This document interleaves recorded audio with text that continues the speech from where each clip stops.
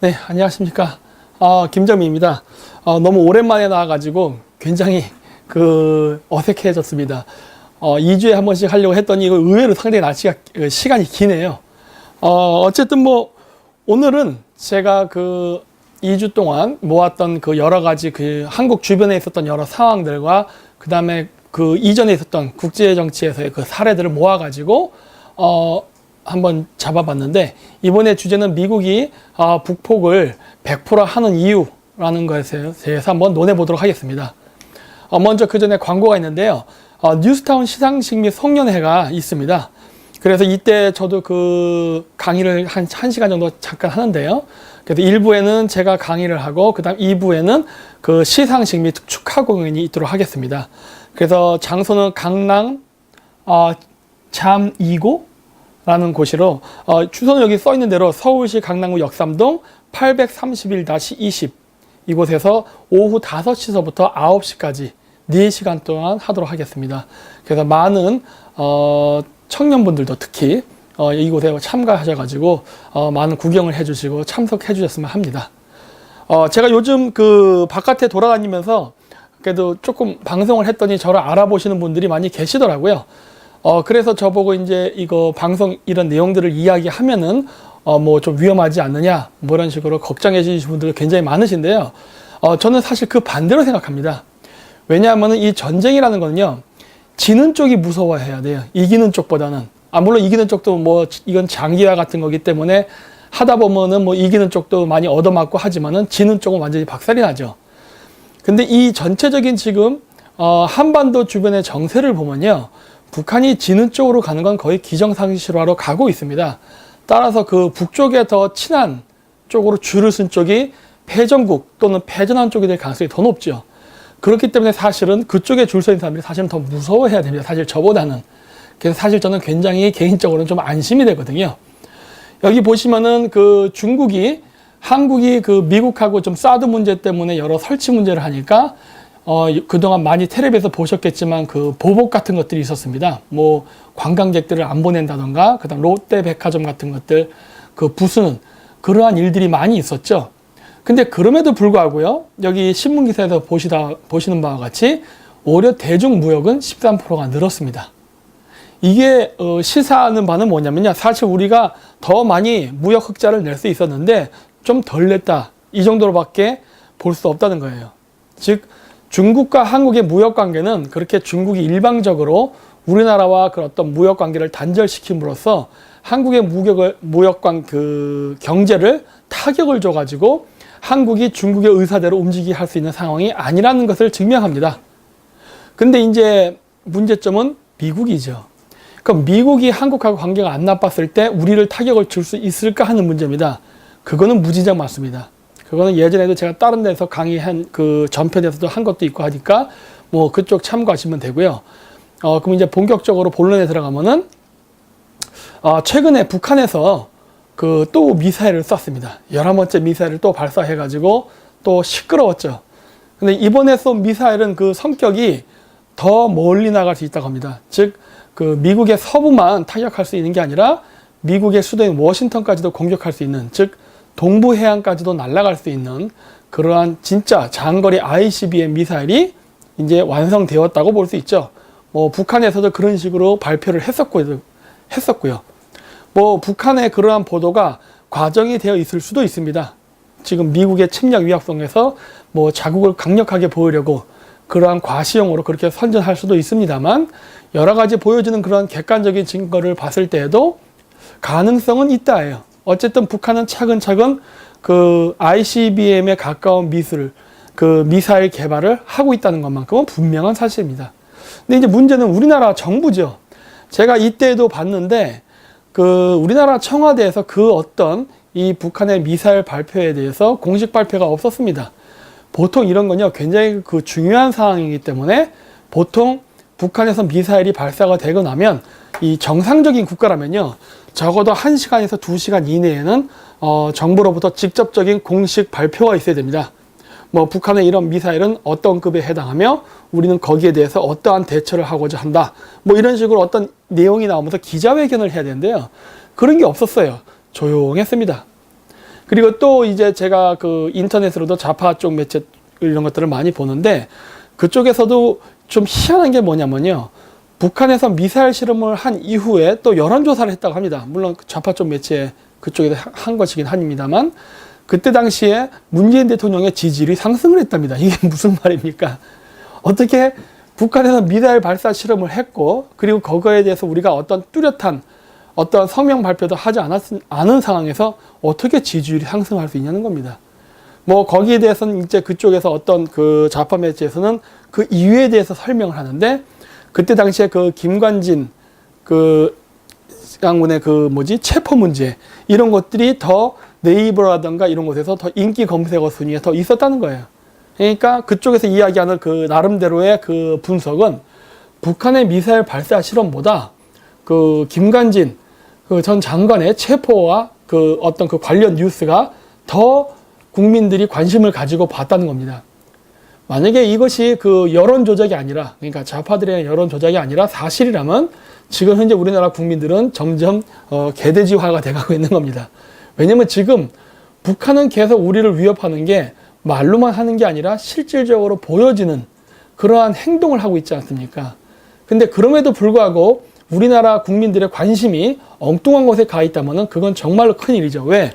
이렇게 우리가 계속 전체적으로 어떤 우리나라의 특정 정당이라던가 정부의 관료들만이 아니라 전체적인 국민들이 이런 식으로 좌경화가 되고 그리고 북한의 위협에 대해서 점점 무감각화가 된다면요.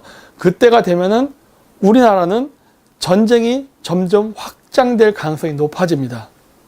일종의 그 중요한 타겟만 포인트로 지적해서 폭격해서 끝나는 전쟁이 아니라 전면전으로 갈 가능성이 높아요. 왜? 우리나라 남한 쪽에도 있는 친북 지지자들이나 이런 사람들을 나중에는 청소해야 될 필요가 있기 때문이죠. 왜?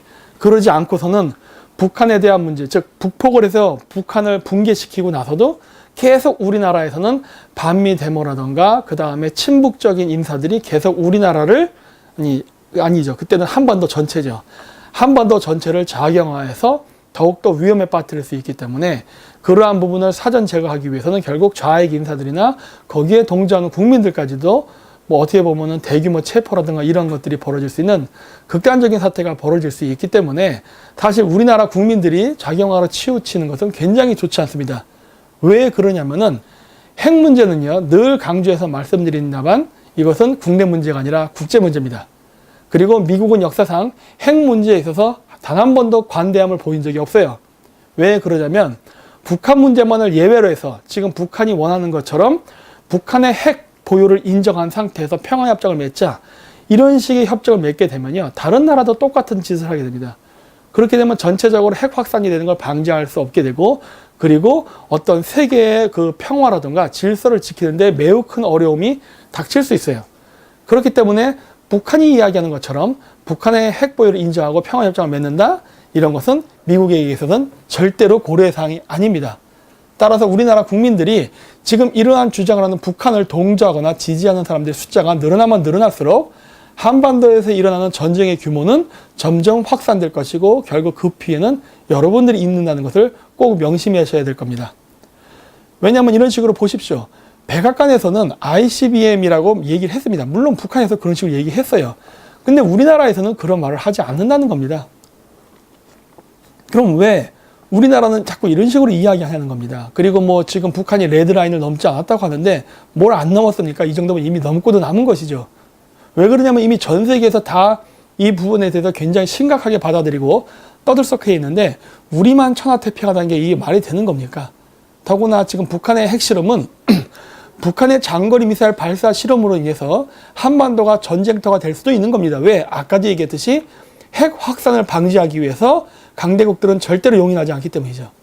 그러면 결국 북한의 핵실험이 한반도에서 전쟁을 부르는데 왜 지금의 좌파 운동권들, 그 다음에 우리나라 정부는 이것을 부채질을 하냐는 겁니다. 이것을 사전에 방지할 수 있는 방법 없습니까? 왜 안 되는 거죠? 그리고 또한 이러한 문제에 있어서 NSC를 통해 가지고 회의한 내용의 결과가 기껏 트럼프 대통령에 의한 선제 공격을 막으라니요. 그 어떻게 막겠다는 겁니까? 미군 기지를 지금 우리나라 군대를 이용해서 선제 공격을 하시겠다는 겁니까? 그럴 리는 없겠죠. 그 방법도 없으면서 왜 그런 말 같지도 않은 소리를 하냐는 겁니다. 이 계속 자꾸 말로 자꾸 국민들을 자꾸 거짓말로 선동을 하려고 하는데 그러면 안 됩니다. 왜냐하면은 지금 이거는 우리나라의 국가의 국운이 걸린 문제예요. 북한의 핵 개발로 인해서 한반도 전체가 불바다가 되느냐 아니냐는 지금 우리나라 대통령의 말 한마디 한마디가 굉장히 중요한 역할을 합니다.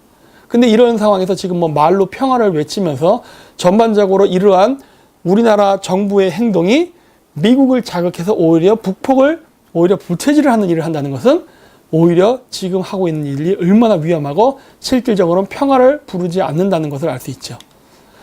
자, 그래서 이제 궁금한 것은 과연 그렇다면은 미국은 북한을 폭격할 것인가 아닌가입니다. 많은 사람들이 지금 미국이 북한을 공격하지 않기 때문에 북폭을 기다리다가 지쳐서 북폭은 일어날지 않을 것이다 라고 생각하는 사람들이 많이 있습니다. 물론 우파 쪽 사람들 중에도.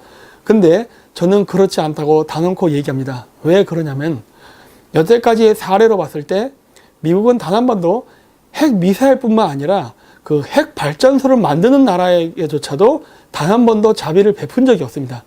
예를 들어서 이란의 팔레비 왕조 같은 경우는 대표적인 친미 국가였거든요. 그런데 그 당시에 핵 발전소를 만든다고 그런 어떤 발표가 난 이후에 팔레비 정권이 나중에 그 시아파 그 종교 단체죠. 걔네들에게 쿠데타에 의해서 혁명으로 무너질 때 가만히 놔둡니다. 왜? 핵 개발을 하는 나라는요, 용이 나지는 않았어요. 물론 지금은 핵발전소 만드는 것 갖고는 뭐 크게 안 따지는 경우도 있습니다. 물론 그 국가가 친미 국가라면은, 하지만 과거에는 그런 친미 국가라 하더라도 굉장히 엄격히 다뤘죠. 왜? 그때 당시에는 핵이라는 게 굉장히 개발할 수 있는 나라가 몇 나라 안 됐기 때문에. 하지만 지금은 세월이 흘러서 핵을 개발할 수 있는 나라는 굉장히 많아졌습니다. 그러다 보니까 그 부분까지는 많이 그 터치를 안 한다 하더라도 핵 미사일을 개발하는 것에 대해서만큼은 지금도 예외가 없이 굉장히 강력한 정책을 취하죠. 그렇기 때문에 저는 그것이 될 것이라는 거 보는 것이고, 자, 그렇다면 북한은 어떻게 될 것인가인데, 그러면 과거의 사례를 한번 보자는 겁니다. 이것이 뭐냐면 1990에서 91년도에 있었던 사망의 폭풍작전, 즉 1차 이라크 전쟁입니다. 그때 당시에 엄청나게 많은 연합국들이 중동으로 들어가서 쿠웨이트를 점령해서 이라크 군들을 몰아냈죠. 굉장히 엄청난 전쟁이었습니다. 왜냐하면 그때 당시에 그 참전했던 연합국의 숫자뿐만 아니라 참전했던 군인들의 숫자도 엄청나게 많았어요. 여기 써 있다시피 약 54만 명입니다. 우리나라 군인보다도 더, 육군보다 더 많은 무장을 한 육군들이 54만 명이에요. 그럼 엄청나게 많은 군사비가 투여됐다는 걸 알 수 있죠. 그래서 이런 엄청나게 많은 숫자의 군인들이 당시 중동에 파병이 돼가지고 무엇을 했느냐? 쿠웨이트에 침략했던 이라크 군들을 물리치고 더 나아가서 이라크 안에 있는 그 이라크 군대까지 완전히 박살을 내므로 인해서 이라크를 완전히 무력화시켰죠. 근데 특이할 점은요, 이때 당시에 이라크를 연합국이 완전히 제압하지 않고 철수했다는 겁니다. 이미 그 당시에 이라크 군들은 전쟁에 패배했기 때문에 아마 예전에 한번 이 CNN을 통해서 비디오처럼 우리가 이 전쟁을 보신 적이 있었을 거예요.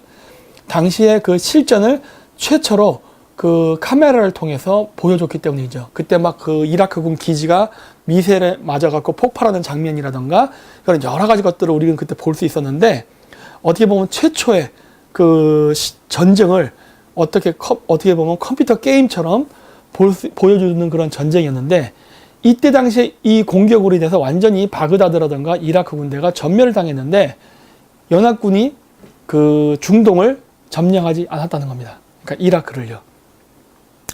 그렇다면은 왜 그 당시에 연합국은 이라크를 점령하지 않았을까입니다. 이런 건요, 좀 더 국제 정세적 측면에서 바라봐야 합니다. 이때가 언제냐면요, 1990에서 91년, 즉 소련이 붕괴되던 시기였습니다.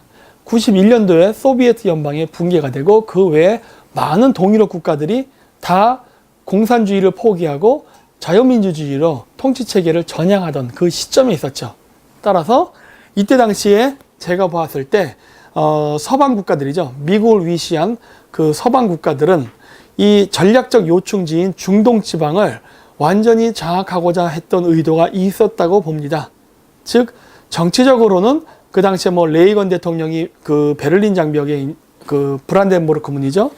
거기서 뭐 베를린 장벽을 무너뜨리고 서로 평화를 이게 손을 잡자 뭐 이런 식으로 뭐 아름다운 연설을 했습니다만 실질적으로 이거는 패권하고 관계된 부분이기 때문에 소련이 붕괴되면서 힘이 약해진 그 간격을 이용해서 미국이 중동의 그 전략적 자원인 원유를 완벽하게 장악하고자 이 지역의 세력 확정을 하는 그러한 과정 속에서 이라크 전쟁이 저는 났다고 봅니다.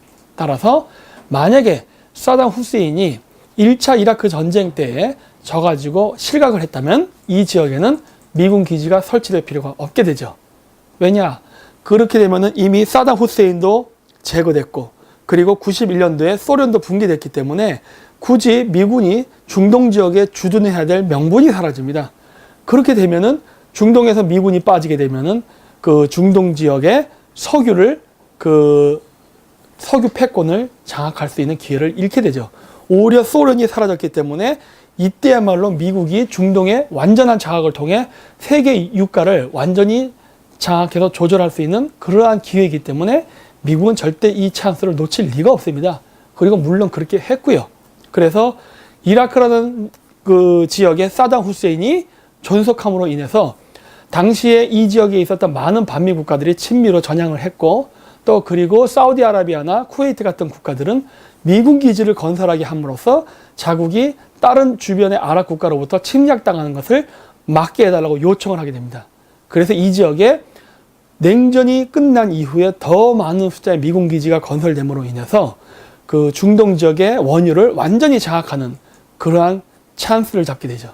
그래서 사우디아라비아가 그 이후로 미군 무기를 수입하는 1등 국가가 됩니다.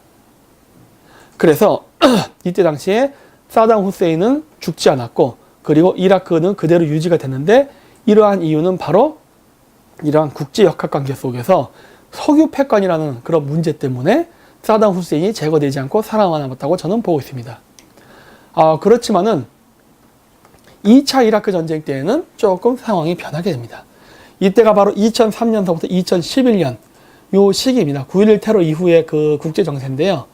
이때에 되면은 사담 후세인이 미국의 9.11 테러에 가담했다라는 그런 혐의를 가지고서 이라크의 2차 이라크 전쟁이 일어납니다. 그러면서 2차 이라크 전쟁 때에는 사담 후세인이 실각을 하게 되죠. 이렇게 체포가 돼가지고 완전히 사담 후세인은 사형을 받고 끝나고 이라크는 미국이 일시적으로 신탁 통치를 하고 그 이후에 친미 정권이 들어서는 그러한 상황에 돌입하게 되죠. 자, 그렇다면은 왜 1차 이라크 전쟁 때에는 이라크가 쿠웨이트를 침략했지 않습니까? 그 침략을 했는데 침략을 했음에도 불구하고 사담 후세인이 죽지 않고 살아남고 2차 이라크 전쟁 때에는 사담 후세인이 미국을 공격한 건 아니지 않습니까? 그렇다고 해서 주변의 아랍 국가를 공격한 것도 아니고 근데 왜 그럼에도 불구하고 사담 후세인은 침략자, 즉 테러 지원국으로 몰려가지고 왜 제거가 되었는가? 이 부분에 대해서 우리는 한번 생각해 볼 필요가 있습니다. 그 이유는 그 당시의 그 중동 정세를 봐야 됩니다. 바로 이때 당시 어떤 일이 일어나냐면요. 바로 이란에서 마무드 아마디네자드라는 바로 그 유엔에서 하마스라는 그 테러 조직이 있는데 그 테러 조직 출신의 이 마무드라는 이 사람이 바로 대통령으로 이란에서 국민선거, 즉 민주주의 선거에서 당선이 되는 사태가 발생합니다. 자, 그러면 이렇게 되면 어떠한 우려가 발생하게 되느냐? 소련이 붕괴됨으로 인해서 소련을 지지했던 국가들, 주로 시아파계 무슬림입니다만 이쪽 국가들이 다 그 소련이라는 국가가 사라지고 러시아가 경제공황이 오거든요. 그러면서 자신들을 지지해주던 보호국이 사라지면서 위기에 있을 때 이러한 미국이 이 중동 지역에 진출을 하면서 많은 국가들을 친미화시키고 미국의 영향력이 중동에서 더 많이 확장되면서 미국을 중심으로 한 이 중동의 국제 유가나 이런 질서들이 어느 정도 자리가 잡혔는데 다시 이란의 강력한 그 테러리스트 조직의 대통령이 선출됨으로 인해서 중동에는 다시 한번 국제 유가가 흔들릴 수 있는 불안정한 정세가 다시 만들어지게 됐죠. 그래서 이란과 이라크는 과거 사담 후세인 때에 이란 이라크 전쟁이라는 게 있었습니다. 그래서 이란 이라크 전쟁 때문에 이란과 이라크는 서로 사이가 안 좋았죠. 그리고 시아파와 수니파라는 서로 다른, 물론 이슬람입니다만 종포가 다른 걸로 인해서 어떤 종교적 갈등도 겪었지만 이 두 국가가 바로 반미라는 공통 분모로 인해서 뭉치게 된다면 이 당시 요거는 지금 2016년 통계 자료라서 지금 이란과 이라크가 그 석유 생산량의 지금 3위와 4위로 되어 있지만 그 당시에는요 2등과 3등이었습니다. 그래서 즉 2000년대 초반, 즉 2001년서부터 2008년도 요 사이에 국제 석유 매장량과 수출량의 2등인 이란과 3등인 이라크가 반미라는 공통 코드를 가지고 그동안의 원한을 잇고 만약에 힘을 합치는 순간이 온다면 세계 국제 유가는 굉장히 불안해지고 세계 경제라든가 여러 국제 질서가 위협을 받을 수 있는 상황에 처하게 됩니다. 따라서 이 두 국가 중에 하나는 제거가 돼야 되죠. 그러면 어느 국가가 제거가 돼야 되는 겁니까? 이란에서 물론 마무드라는 대통령이 그 테러 단체 출신이긴 합니다만 이게 그 이란들의 국민에 의해서 정상적인 민주주의 절차에 의해서 대통령이 되기 때문에 만약에 이란의 대통령을 실각시키는 그러한 사례가 발생한다면 굉장히 국제적으로 비난을 받을 수 있습니다. 따라서 이란 대통령을 실각시키는 것은 불가능하죠. 그렇다면 어느 국가가 더 현실적으로 가능하느냐? 바로 이라크입니다. 왜냐하면 이라크는 과거에 쿠웨이트를 침략했던 전적도 있고 그리고 독재자입니다. 그리고 북부의 쿠르드족들을 독가스로 살해한 전적이 있는 나라이기 때문에 이런 국가의 지도자를 제거한다고 해서 국제사회에서 비난받을 일은 별로 없죠. 그래서 미국은 바로 이라크에 들어가서 사담 후세인을 제거하는 2차 이라크 전쟁을 실시했죠. 그래서 이라크를 제거하고 다시 중동에는 하나의 트러블 메이커, 즉 이란만을 남겨놓고 이란을 다시 경제 봉쇄를 취하거든요. 그러므로 인해서 국제 유가를 이란이 마음대로 컨트롤하지 못하게 하는 그러한 정책을 펼치게 된 겁니다. 따라서 이러한 식으로 그 미국이라는 패권 국가는 어떤 특정 지역을 다스리는 통치하는 방식에 있어서 완벽한 그 미국의 군사력을 통해서 그 지역을 제압을 해서 통치하는 것이 아니라 한 명의 트러블 메이커를 남겨놓고 그 트러블 메이커로부터의 침략을 방어하기 위해서 미군 기지를 확장, 강화하는 전략으로 나가고 있습니다. 예전에도 그랬고 지금도 그렇습니다. 그래서 이런 사례를 바탕으로 우리가 추정할 수 있는 것은 지금 한반도 지역이 굉장히 미국의 중요 관심사 지역으로 떠오르고 있습니다. 왜 그러느냐? 그것은 바로 중국 때문이죠. 과거 이 이란, 이라크, 이 중동 지역에서의 그 분쟁에서도 바로 러시아라는 어떤 강력한 국가를, 그런 국가의 남하를 방지하기 위해서 이런 이라크, 이란, 이런 국가에 대한 어떤 미국이 그 컨트롤 혹은 대리전 이런 것들을 했다면 이번에는 동북아시아 지역에서 중국이라는 거대한 국가의 남하를 견제하기 위해서 바로 이 한반도에서 미국이 어떤 정책을 취할 가능성이 매우 높죠. 근데 지금 현재 안타깝게도 우리나라 한국에서도 지금 반미 정권이 탄생했습니다. 바로 그것도 국민 투표에 의해서 마치 이란의 마무드 대통령과 같은 그러한 상황이죠. 그리고 유엔에서 그 테러 단체로 분류하는 하마스 이러한 조직의 출신이 대통령이 된 것처럼 마찬가지로 이 한반도에서도 그 미국에서 봤을 때 반미 정권, 반미 단체로 분류되는 바로 전대협, 정교조 혹은 한청년으로 분류되는 이러한 사람들이 지금 청와대에 왕창 지금 진출을 해서 반미적인 그런 정책을 하고 있죠. 그럼 북한에는 김정은이라는 독재자가 있고 남쪽에는 지금 반미적 성향을 가진 단체 그리고 그 단체를 지지하는 사람들에 의해서 지금 반미적 정권이 생긴다면은 미국은 어떻게 이 부분을 해결할 것인가 하는 겁니다. 과거의 사례를 본다면은 이러한 상황에서 우리가 예측 가능한 것은 바로 북한을 폭격하고 김정은 정권을 제거할 가능성이 매우 높다는 걸 알 수 있습니다. 왜? 과거의 사례를 보면 그렇다는 거예요. 그리고 또 한번 과거의 사례를 본다면 바로 김정은 정권이 제거가 된다면 이란에게 했던 것과 같이 남한을 바로 경제적 제재를 가할 가능성이 매우 높다는 겁니다. 근데 이미 경제적 제재는 일어나고 있죠. 그렇기 때문에 북폭은 과거의 사례로 봤을 때 반드시 일어날 가능성이 있으며 한국 쪽에는 비록 그 정권이 반미이긴 하지만 국민들에서 민주적 투표로 결정이 됐기 때문에 어떤 위해를 가하지는 않을 것이라 봅니다. 다만 경제적 제재가 있을 뿐이죠. 따라서 우리가 예측 가능한 우리 대한민국의 미래는 북한 정권이 전복된다 하더라도 우리 국민들의 삶은 나아지지 않을 것이라는 겁니다. 왜? 지금의 반미 정권인 문재인 정권이 존재하는 한 대한민국은 미국에 의해서 지속적인 경제적 제재와 압력을 받을 것이고 그로 인해서 우리는 5년 동안 굉장히 어려운 생활을 하게 될 것입니다.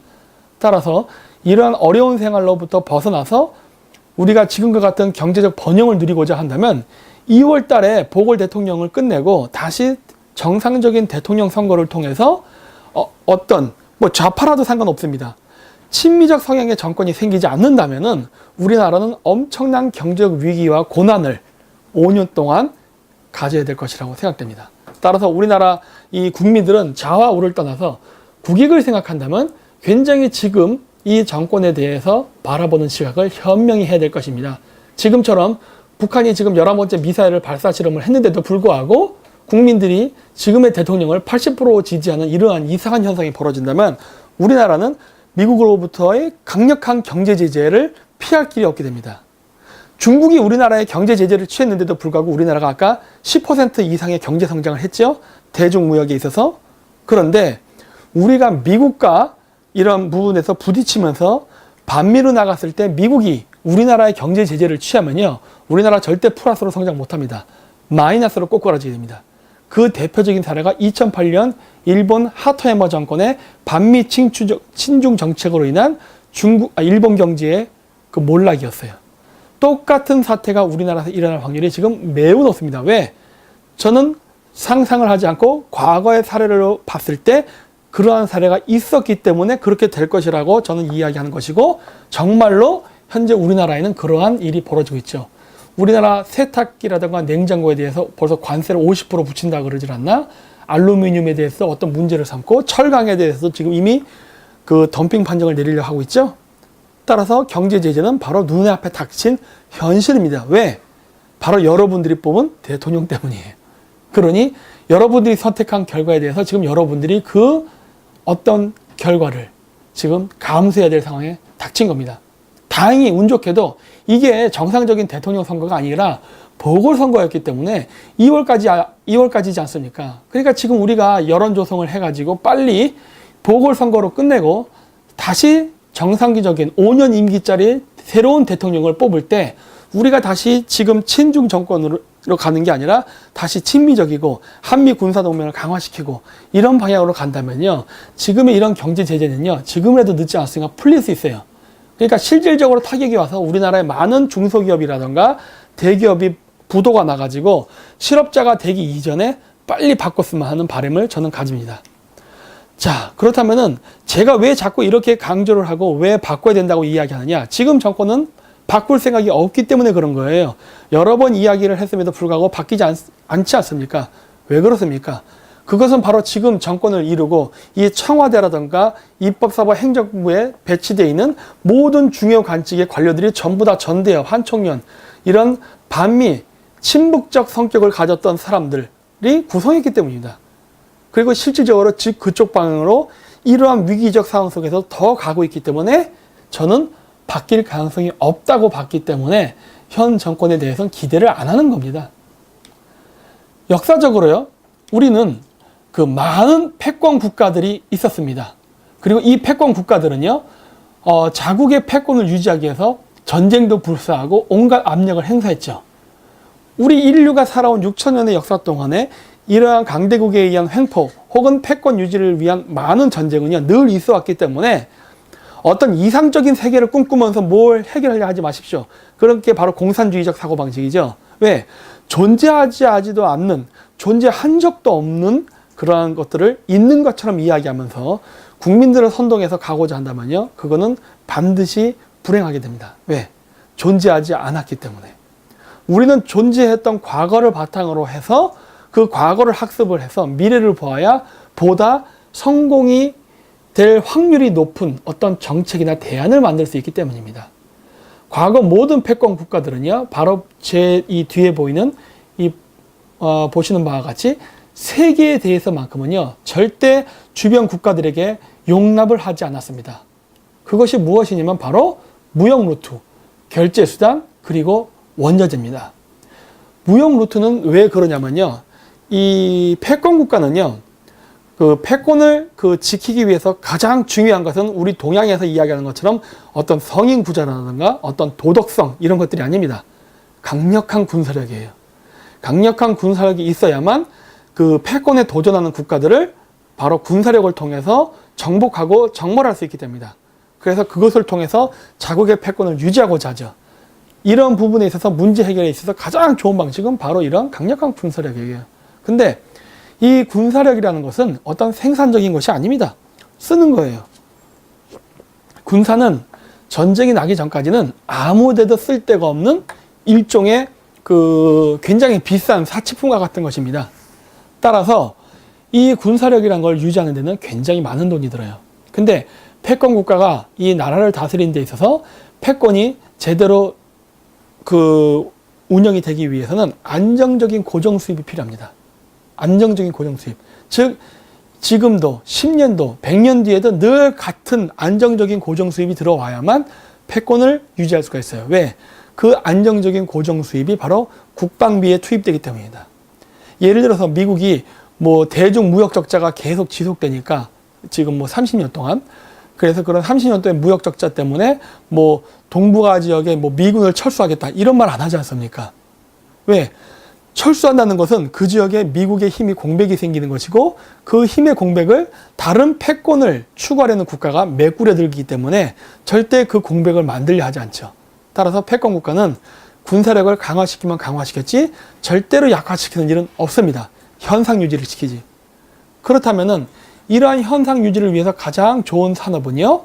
무슨 반도체를 만든다던가 자동차를 만든다던가 이런 산업이 아니라 바로 제가 뒤에서 열거한 원자재, 무역 루트, 그리고 어떤 기축통화와 같은 결제 수단입니다. 이 세 개를 가지고 있으면요.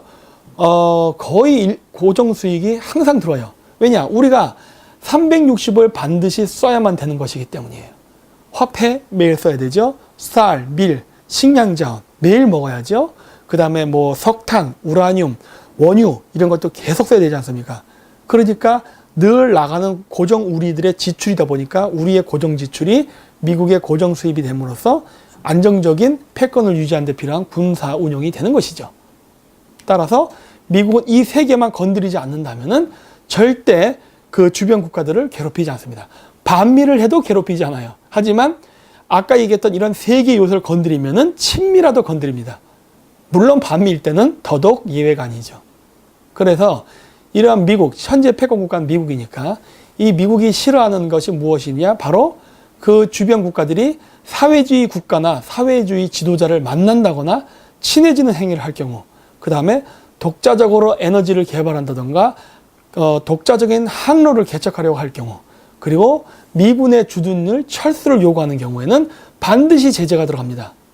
그런데 안타깝게도 지금 우리나라 정부는 현 정권은 이 세 가지를 다 건드렸어요.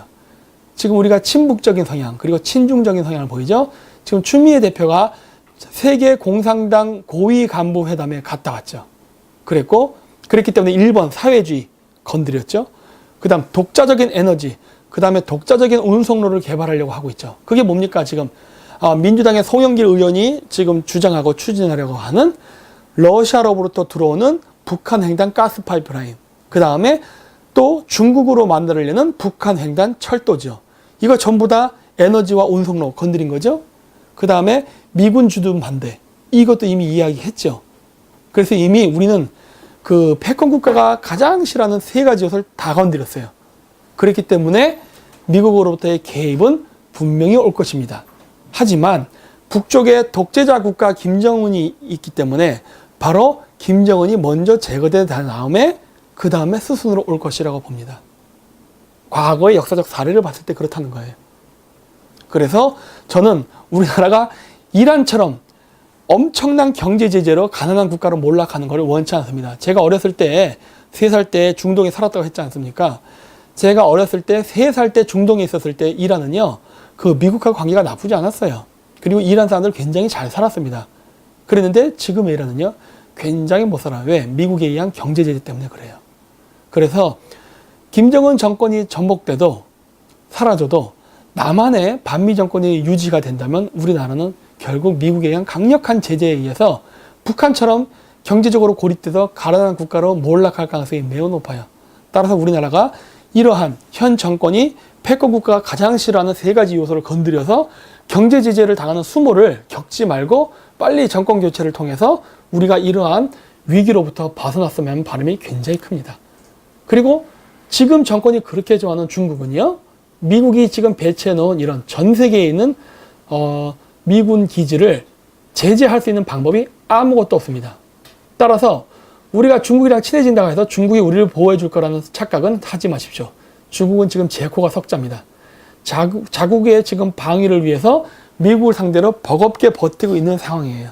따라서 우리가 친중을 한다고 해서 중국이 우리를 위해서 어떤 지원병 혹은 지원금을 보내줄 것이란 것은 꿈 깨십시오. 절대 일어나지 않습니다. 따라서 우리나라는 굉장히 위험한 그러한 상황에 처할 겁니다. 그래서 제가 이제 등신 외교라고 해서 말씀드리겠는데 좀 더 구체적으로 사례를 들게요. 최근에 우리나라 대통령이 우즈베키스탄 대통령을 만났습니다. 23일 날. 그러니까 트럼프 대통령이 오고 나서 우리나라 그 강경화 외무장관이 중국에 갔죠. 그리고 또 추미애 대표가 또 중국에 가서 공산당 대회에 참가했어요. 무슨 코민테론 뭐 위원입니까? 민주당이 왜 거기를 갑니까? 어쨌든 그런 일이 있었죠. 그리고 나서 또 우즈베키스탄 대통령을 만났고 28일에는 스리랑카 대통령을 만났어요. 그러니까 이게 여러분들이 그냥 각자 뉴스를 보면 이게 별게 아닌 것 같지만 전체적인 그림을 봐야 됩니다. 왜? 우리가 어떤 국가 정책이라든가 어떤 이 그레이트 게임 속에서 어떠한 국제적 움직임이 있는가를 읽으려면요, 사건을 하나하나 단편적으로 보려 하지 말고 이 모든 사건들을 하나로 묶어서 입체적으로 봐야 될 필요가 있어요. 또 제가 아까 얘기했던 그 부분이죠. 추미애 대표가 중국 지도부에 북위협 속의 한중 관계 회복이 중요하다 강조했어요. 이게 뭔 말이에요 도대체. 중국이 북한이랑 군사 동맹을 맺은 나라입니다. 물론 지금 중국하고 북한이 별로 그렇게 사이가 좋은 관계는 아닙니다만 그럼에도 불구하고 일단은 동맹국이에요. 그리고 중국의 1대1로를 보면 아시겠지만 중국의 1대1로 정책에는 그 철도가 한반도를 통해서 서울로 연결되지 않습니다. 왜 그러냐면은 중국은 북한이라는 나라를 방패막이로 해서 그 남한이 북한을 흡수 통일을 해갖고 압록강을 경계로 해서 자유민주주의과 국경선을 맞다는 걸 원하지 않기 때문이죠. 그래서 철도가 북한을 통해서 들어가는 것을 철저히 배제하고 천진과 정조를 통해서 배를 이용해서 한국의 인천과 평택 이쪽으로 배를 통한 교류를 함으로써 한국을 섬나라로 만들려고 하는 정책이 있어요. 그렇기 때문에 중국은 절대로 북한을 포기하지 않습니다. 따라서 중국은 남북 통일의 큰 장애막이에요. 그럼에도 불구하고 지금 우리나라 현 정권은 전부 중국에 붙어가지고 지금 미국을 견제하려 들죠. 그 얘기는 뭐냐면요, 우린 남북 통일하지 않겠다는 겁니다. 실질적으로 8월 15일 날 문재인 대통령이 8.15 축사에서도 본인의 힘으로 선언을 했죠. 우리는 북한을 흡수 통일하지도 무력에 의한 방식, 어떤 그 방법으로도 북한의 정권을 전복시킬 의도가 없다라고 선언을 했죠. 따라서 지금 현 정부가 하는 친중 정책, 그 다음에 북한에 대한 대북 지원, 그 다음에 한미일 군사동맹은 바람직하지 않다라고 그 외국 외신에게 인터뷰했던 내용, 이 내용 등등을 쭉 보면은 우리나라 정권은 지금 남북 통일의 의지가 없다는 겁니다. 우리 대한민국이 설립된 이후로 항상 추구하는 것은 남북 통일인데, 그것도 자유민주주의를 통한 이러한 것을 지금 현재 하지 않겠다고 공식 선언한 거예요. 그러면서 바로 미국이 가장 경계하고 좋아하지 않는 국가들을 만나면서 외교를 펼친다는 것은 아까도 얘기했듯이 엄청난 외교적, 경제적 보복이 올 것을 초래하게 하는 겁니다. 입으로는 평화를 이야기하지만 행동은 우리나라의 전쟁과 경제 위기를 부르고 있어요. 이런 것들이 바로 현 정권의 바로 이중성이라는 겁니다. 지금 이 정권은 우리나라의 전쟁과 경제 불황을 원하고 있어요. 말로는 청소년 일자리를 창출한다고 하지만 청소년 일자리를 없애고 있고, 말로는 민주주의를 말하지만은 실질적으로는 사회주의를 부르고 있죠. 자, 보실까요? 아까 만났던 대통령들이 왜 위험한가? 현재 트럼프 대통령이 와서 말했던 인도태평양 방어선이라는 것은 바로 중국을 견제하기 위한 정책입니다. 중국이 지금 남태평양 그 남중국해로 지금 계속 내려오고 있죠.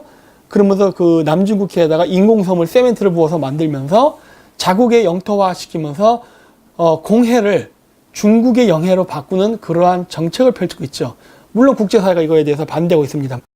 그런데 이러한 중국의 남하를 견제하기 위해서 인도, 일본, 호주가 힘을 합쳐서 삼각동맹을 맺고 있는데, 이 삼각동맹에 대해서 중국이 현재 만들고 있는 그런 대비책으로 바로 스리랑카, 중국, 파키스탄, 확장해서 우즈베키스탄까지 포함됩니다. 왜냐하면 우즈베키스탄은 중국이 제안한 SCO, 상하이 국제협력기구의 멤버이기 때문이죠. 이 국가들과 만난다는 것은요, 지금 트럼프 대통령이 중국을 견제하기 위해서 만드는 인도태평양 방어선의 주요 주축국인 인도, 일본, 호주와 적대적인 관계가 되겠다는 것을 의미하는 거예요. 왜?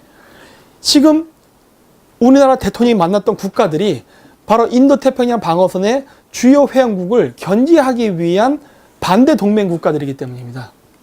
그러면 이 이야기는 뭐냐면요, 문재인 대통령이 말로는 하지 않았지만은 한미 군사 동맹을 파기하겠다는 말과 같은 의미로 받아들일 수 있습니다. 물론 실제적으로 인터뷰에서도 이미 한미일 군사 동맹은 건설적이지 않다고 얘기했죠. 그리고 그 이후에 보여지는 많은 그런 외교 정책이 이미 반미 노선을 택하고 있어요. 이래가지고 우리나라가 어떻게 살 수 있겠습니까? 굉장히 지금 위험한 상황이지. 또 다른 외교를 볼까요? 미군 주둔 반대. 이거는 뭐 지금 현재 그 좌파 단체들, 문재인을 지지하는 좌파 단체들, 그다음 민주노총, 정교조 등등의 이러한 단체들도 지금 이번에 그 트럼프 대통령이 왔을 때 반미 데모를 엄청 세게 했었죠. 그랬는데 이런 데모뿐만이 아니라 실질적으로 문재인 대통령이 임명한 관료들조차도 바로 이렇게 주한미군 철수에 대해서 이야기한다는 겁니다. 그러니까 이건 공식적인 의견이에요. 뿐만 아니라 그때 당시에 트럼프 대통령 옆에 같이 서서 그 한미 정상 그 공동 기자회견 때에도 분명히 트럼프 대통령이 인도태평양 방어전선에 대해서 이야기했는데 처음 듣는 제안이라는 이야기를 한다는 거예요. 이거 이래갖고 우리 어떻게 살겠습니까? 또한 아까도 얘기했듯이 CNN 방송 인터뷰에서 한미일 군사동맹이 바람직하지 않다고 얘기했어요. 그러니까 제가 바로 말했던 우리나라 대통령은 지금 한미 군사동맹 파기를 선언하고 있다고 제가 단언코 얘기하는 겁니다. 또 하나의 외교적 실패, 바로 전략자원입니다. 우리나라에서 그 원자력 발전소 개발 문제를 가지고서 뭐 국민투표라는 등, 뭐 위원회라는 등, 무슨 북한처럼 그런 거를 만들어 가지고 우리나라의 원자력 발전소 건설을 못하게 하려고 했었죠. 근데 이것도 굉장히 위험한 짓이에요. 왜냐? 여러분들 그 신문에서 봐서 아시겠지만 그와 동시에 우리는 무엇을 하려고 했냐면요, 북한에다가 그 핵발전 기술을 양성할 수 있게 자금과 기술을 지원한다고 했었어요. 이게 무슨 말입니까? 우리나라에서는 핵발전소를 짓지 않겠다고 하면서 우리나라에서 핵발전소를 짓지 않게 되면은 그 연구 인력들에 일어나는 실업자가 되겠죠? 근데 그런 남아도는 인력들을 북한으로 보내서 북한의 핵과학을 발전시키는 짓을 하겠다는 거 이야기한 겁니다. 이게 무슨 짓입니까? 이렇게 되면 서방 국가들이 우리나라를 어떻게 바라보겠어요? 가만히 내두지 않겠죠? 우리나라를 테러 지원국으로 설정할 수도 있게 되는 겁니다. 북한만 테러 지원국이 되는 게 아니에요. 우리나라도 테러 지원국이 될 수 있는 거예요. 이렇게 되면은. 따라서 우리나라에서 단순히 핵발전소 개발을 중지시킨 것은 그냥 우리나라에서 원자력 발전소 들져서 전력 공급에 차질이 생기는 거 문제를 떠나서 우리나라가 핵 기술 테러 지원국이 되는 거예요. 이렇게 되면은. 뿐만 아니라 해외 수주에도 문제가 생겼었죠. 왜? 우리나라에서 스스로 핵발전소 개발을 안 하면서 이 주변 그 외국 국가들이 우리나라로부터 만들어진 많은 핵 발전 기술에 의심을 하게 되는 거거든요. 왜? 우리나라에다는 핵발전소를 지으라고 하면서 정작 너희 나라에서는 핵발전소를 짓지 않느냐? 혹시 이거 위험한 거 아니냐? 이런 식의 의심을 하게 되는 거거든요. 그래서 그러한 과정을 통해서 우리나라가 수주했던 많은 핵발전소들이 결국 중국에게 넘어갔습니다. 근데 이건 굉장히 심각한 문제죠. 왜 그러냐면 핵발전소의 주요 자원은 우라늄입니다. 미국과 이스라엘은 전 세계에서 채굴되고 있는 모든 우라늄에 대해서는 철저한 통제를 합니다. 왜 그러냐면은 바로 이 우라늄은 그 핵 개발을 할 수 있는 그 자원이기 때문에 만약에 미국과 이스라엘이 통제를 하지 않은 범위 바깥에서 원자력 발전소가 건설된다거나 혹은 우라늄이 거래가 되면은 굉장히 민감하게 반응하고 엄청나게 과격하게 활동합니다. 특히 이스라엘의 모사드 같은 경우는요, 미국이 제재를 해도요, 자국이 독자적으로 마구 무력 활동을 합니다. 그래서 굉장히 국제적인 비난을 받았죠. 근데 이스라엘은요, 그러한 국제적 비난을 강조하고서라도 그냥 자국의 안전을 위해서 온갖 테러 활동과 무력 활동을 서슴지 않습니다. 지금 우리나라의 대통령이 이런 행동을 하게 되면요, 굉장히 위험해질 수 있어요. 미국과의 관계가 문제가 아니라 이스라엘과 한국과의 관계가 굉장히 나빠질 수 있다는 겁니다. 그리고 이스라엘은 아까도 얘기했듯이 굉장히 과격합니다. 그리고 모사드의 정보력, 그 다음 첩보 활동은 세계 1등이라고 하지 않습니까? 이러한 모사드가 우리나라에서 무슨 짓을 할 것 같습니까? 그리고 제가 여기서 얘기하는 건 꼭 테러 활동이나 폭탄 테러만을 이야기하는 게 아니에요. 여러분 세계 경제에서 유태인들이 차지하는 비율이 엄청나게 높다는 거 잘 아시죠? 세계 경제를 주무르고 장악하는 유태인들이 자신들의 모국인 이스라엘을 위협할 수 있는 핵 개발, 핵 에너지 지원 이런 것들을 우리나라 정권이 하겠다 그러면 가만히 냅두겠습니까? 당장 금융 공격부터 들어올 겁니다. 아주 적대적인 금융 공격이 들어올 가능성이 매우 높아요. 그래서 자꾸 우리나라가 제가 경제 붕괴가 올 수 있다고 이야기하는 이유가 바로 모사드는 지금 현 문재인 정권이 북한의 핵 개발, 핵 인력, 그 다음 핵 자금 지원을 하기 때문에 강력한 제재를 취할 가능성이 매우 높다는 거예요.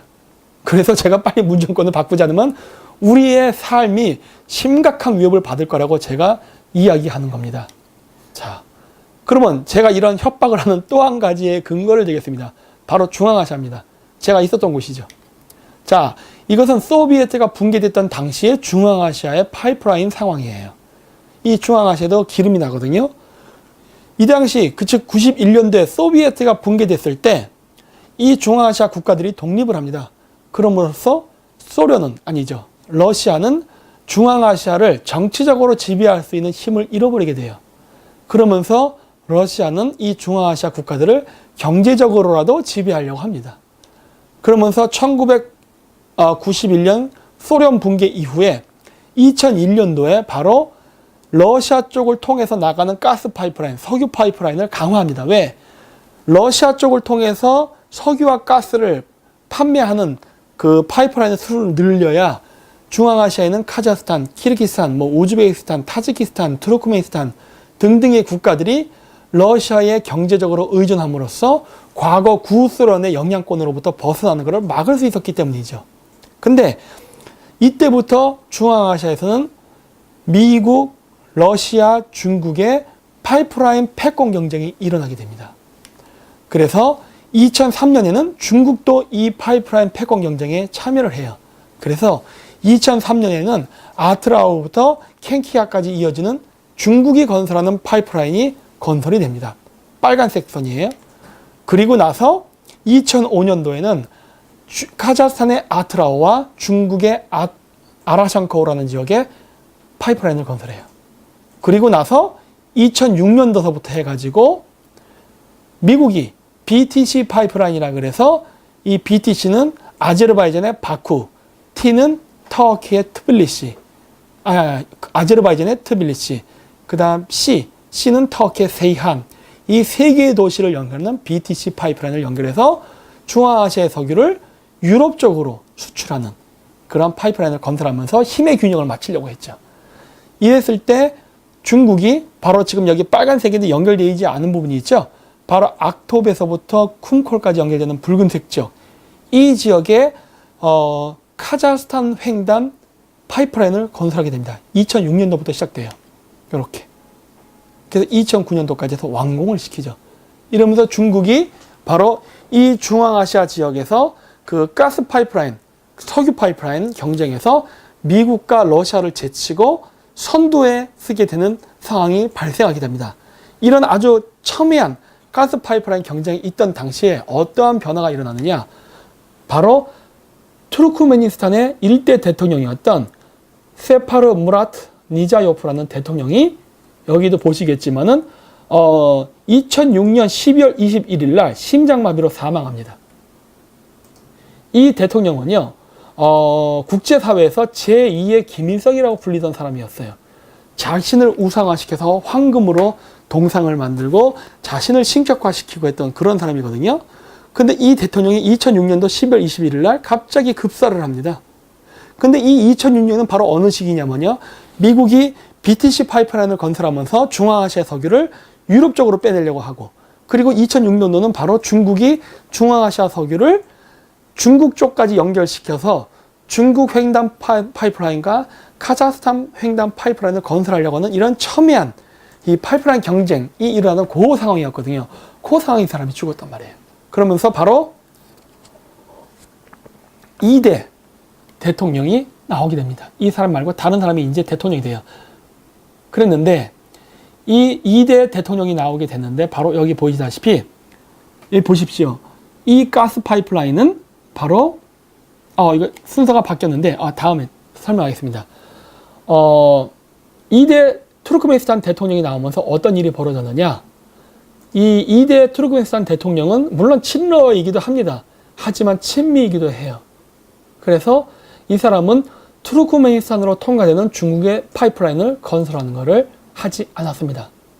그래서 중국은 장장 6,000km에 달하는 엄청난 길이에 막대한 그 투자 자금을 쏟아부어서 파이프라인을 건설해서 중앙아시아 지역 가스 파이프라인 경쟁에서는 승리를 하지만 정작 중국이 원하는 충분한 양의 석유를 공급받지 못하는 사태가 발생해서 실질적으로는 이 지역에서 가스 파이프라인 경쟁에 실패하게 됩니다. 그런데 이런 가스 파이프라인 경쟁이 실패하게 되는데 결정적인 역할을 하게 된 것은 바로 1차 제1대 투르크메니스탄 대통령이었던 니자요프 대통령의 심장마비가 굉장히 혁혁한 공을 세웠다는 거예요. 나중에 그 제가 다른 그림 보여드릴 때 할게요. 그리고 또 하나 무엇이냐면요, 2013년서부터 다시 투르크메니스탄, 우즈베키스탄, 카자흐스탄을 통과해서 중국으로 가스 파이프라인이 건설되는 프로젝트가 실시됐습니다.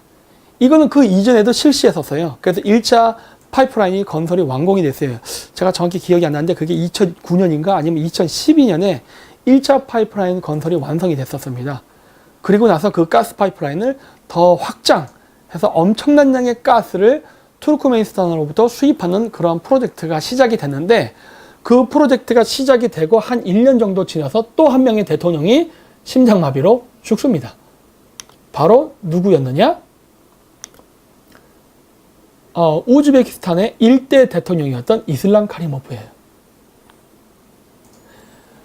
지금 중국은 이 중앙아시아 지역에서 미국의 영향력이 닿지 않는 내륙 지역에 새로운 에너지 수입 루트를 건설하려고 했습니다. 근데 아까 제가 얘기했죠. 패권 국가가 제일 싫어하는 게 바로 독자적인 에너지 루트를 건설하는 것이라고. 이러한 시도를 중국이 했어요. 근데 이러한 중국의 시도가 있을 때마다 정말 우연의 일치인지는 몰라도 그 이해 당사국 중에 하나인 국가의 지도자가 한 명씩 픽픽 쓰러졌다는 거예요. 자, 그러면 전체적인 지도를 한번 보도록 하죠. 바로 이것입니다. 중국이 아까 이야기했듯이 2009년까지 해서 중국 횡단 가스 파이프라인을, 석유 파이프라인을 건설하면서 카자흐스탄으로부터 해서 중국의 북경까지 석유를 파이프라인을 통해서 수입할 수 있는 루트를 만들었을 때 그 중앙아시아만 보고 만든 것이 아닙니다. 왜냐면 여기 표에서도 보이지만은 그 중앙아시아에 있는 모든 국가들의 석유를 다 싹싹 긁어서 수입을 해도 중국이 원하는 수요의 5%밖에 안 되기 때문이에요. 그러면 이 5%를 그 5%의 자급자족을 위해서 중국이 미쳤다고 6,000km에 해당하는 그 엄청난 거리에 가스 파이프라인을 건설합니까? 그 엄청난 돈을 들이면서? 그럴 리 없겠죠. 바로 100% 자급자족을 위해서 했던 것이죠. 근데 100% 자급자족이 안 된 이유는 무엇이었느냐? 바로 카자흐스탄에서부터 투르크메니스탄을 통과해서 이란으로 석유 파이프라인을 뚫었다면은 그 중국은 100% 자급자족이 가능했었을 것입니다. 그런데 공교롭게도 그 시기에 1대 투르크메니스탄 대통령이 심장마비로 죽음으로 인해서 2대 투르크메니스탄 대통령이 친미적 성향을 보이면서 이 중국으로부터 들어오는 횡단 파이프라인 건설을 거절했기 때문에 중국은 엄청난 자본만 투입하고 에너지 작업을 못하게 되는 실질적인 에너지 정책 실패를 보게 되죠. 근데 아이러니하게도 이 투르크메니스탄이라는 국가는요, 지금 현재 중앙아시아에서 카자흐스탄 다음으로 잘 사는 나라입니다. 엄청나게 잘 살아요. 이상하게 친미를 하고, 그러니까 일대 대통령이 죽고 나서 적극적인 친미 정책을 펼치니까 이 투르크메니스탄 국가가 지금 카자흐스탄 다음으로 잘 사는 국가가 된 거예요. 그러니 이 투르크메니스탄이 중국으로 뚫리는 파이프라인을 건설할 리가 있겠습니까? 없지요. 자, 근데 우리나라의 송영길 의원이 지금 러시아 천연가스를 북한을 통과해서 우리나라까지 수입하는 일을 하겠답니다. 미국과 이스라엘의 그런 이해관계가 첨예하게 반영되어 있는 원자력 발전소를 2개를 폐쇄하고 러시아로부터 북한 횡단 가스 파이프라인을 뚫겠다는 거예요. 여러분, 이게 무엇을 의미한다 보십니까? 예? 과거 앞세례를 보여드렸죠? 그거 절대 일어날 수 없는 일이에요. 여러분, 에너지 비즈니스가 단순히 우리가 자동차나 스마트폰을 파는 비즈니스와 똑같다고 생각한다면 여러분은 큰 착각을 하는 것입니다. 에너지, 식량, 이런 비즈니스는요, 이거는 정치입니다. 철저하게 정치예요. 그렇기 때문에 정치적 이해관계를 벗어나는 에너지 비즈니스, 식량 비즈니스를 하려고 하면은 그 나라의 지도자 혹은 그러한 비즈니스를 추진하고자 했던 국회의원, 경찰, 군인 등등 상관없습니다. 심장마비 걸립니다. 조심하십시오. 예? 제가 자꾸 이런 이야기를 하는 건요, 하지 말라는 거예요. 왜? 저는 지금의 좌파 정권을 좋아하지 않습니다. 왜? 자꾸 친북적 성향을 보이고 친중적 성향을 보이기 때문에. 그래서 저는 싫어요. 앞으로도 계속 싫어할 겁니다. 그런데 내가 싫어하는 것과 상관없이 지금 이 사람들이 하는 정책이 나의 삶을 위협하기 때문에 그런 거예요. 왜 가려면 혼자 가지? 이런 사람들이 이런 어리석은 정책을 펼쳐서 왜 우리나라에 금융위기가 오게끔 자꾸 만들려고 하며 왜 우리나라의 제조업을 붕괴시키는 일을 해결함으로써 왜 우리나라의 국민들이 실업자가 되고 그리고 경제가 어려워져서 이제 더 이상 해외여행을 갈 수 없게 되고 우리가 필리핀을 능가하는 국가가 됐는데 우리가 필리핀보다 경제만도 못한 국가가 되는 식으로 경제 몰락의 길을 걷게 되는 그러한 정책을 만드는 이런 사람들을 제가 어떻게 좋아할 수가 있겠습니까? 그러니까 좋아하지는 않지만 경고를 하는 겁니다. 왜? 저 사람들이 이뻐서가 아니라 제가 살려고 하는 거예요. 그러지 않으면은 우리나라가 굉장히 위험에 처할 수 있기 때문에. 자, 보십시오. 국제 분쟁의 이동입니다. 이것은 91년도 소련이 붕괴된 이후에 있었던 많은 분쟁을 이렇게 점으로 표시하잖아요. 그러면 주요 분쟁 지역이 다 동유럽과 중동이라는 걸 알 수 있습니다. 그럼 왜 이 지역에서 많은 분쟁이 발생하고 있느냐? 그것은 아까도 얘기했듯이 소련이 붕괴되면서 바로 동유럽과 중근동 지역의 많은 친소 혹은 공산주의 국가들이 붕괴가 됐습니다. 함께. 그러면서 공산주의가 사라지고 민주화가 되죠. 그러면서 이 동유럽이나 이 중동에 있었던 친소 정권, 나중엔 친러 정권이 됩니다만 이런 지역의 숫자가 대폭 감소하고 친미 정권이 들어서게 되었습니다. 그러다 보니까 어떻게 됩니까? 과거 친소 정권의 구 정권을 타파하기 위해서 젊은 세력들이 바로 민주주의를 받아들이겠다고 데모 혹은 폭동, 내란이 일어나면서 그 친소 정권들을 전복시키고 새로운 친미 정권이 들어섰거든요. 그러다 보니까 어떻게 됩니까? 동유럽과 중근동 지역에 엄청나게 많은 내전과 갈등이 일어났던 것입니다. 그리고 그 와중에 미국은 이 지역에 참여함으로써 굉장히 전략적으로 중요했던 그 지역인 중근동 지역에 바로 진출을 해서 이란 이라크 전쟁을 이용해서 바로 에너지를 확실히 확보했던 것이죠.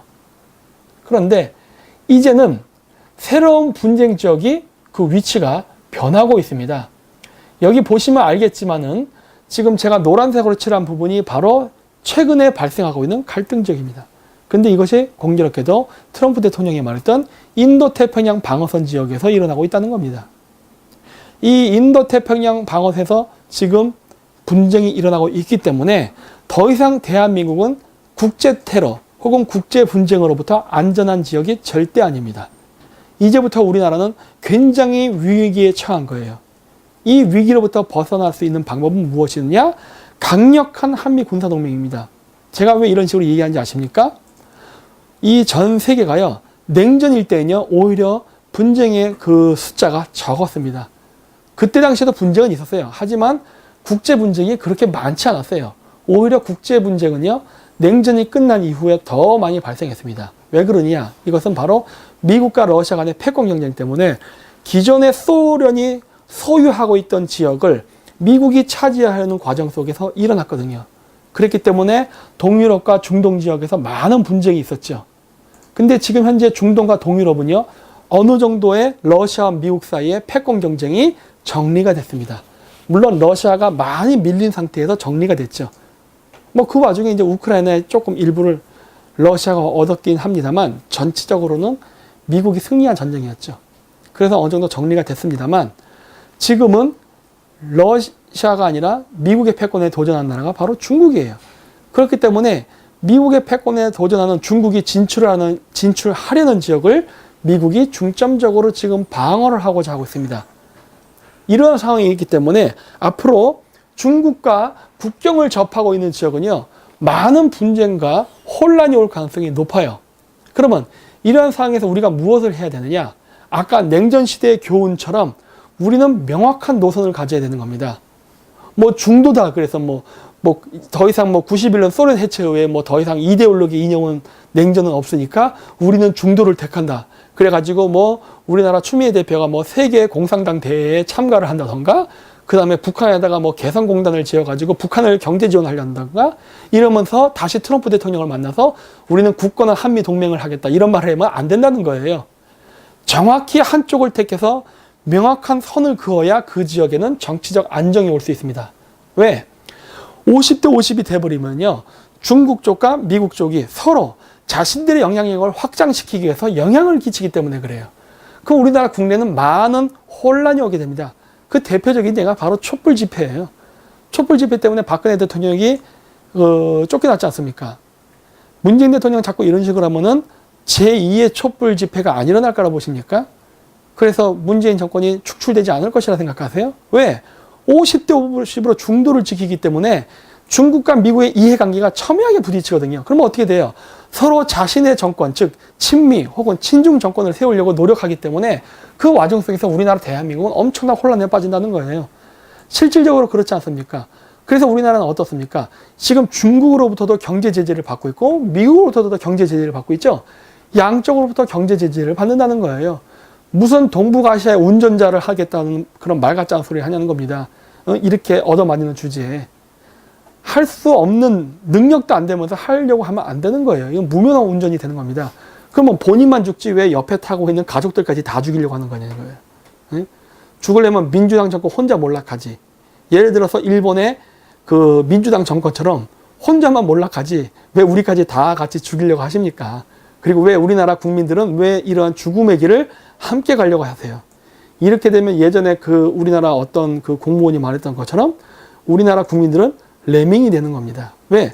죽음의 길을, 죽음의 낭떠러지를 지금 줄 서서 가고 있기 때문에 그런 거예요. 우리가 한미 군사동맹을 강하게 하고 명확하게 노선을 그은다면요, 중국은 우리나라에서 공격을 할 수 없게 됩니다. 왜? 해도 안 되니까. 그리고 미국의 강력한 그런 통제, 그리고 CIA가 들들거린다면 어떻게 중국의 공안이 들어와서 우리나라에서 첩보 활동과 공작 활동을 할 수 있겠냐는 거예요. 근데 우리나라는 현재 우리나라 국정원도 다 해체시켜버렸죠? 그래서 ISIS라는 이름을 가진 아이시스 조직을 만들었지 않습니까?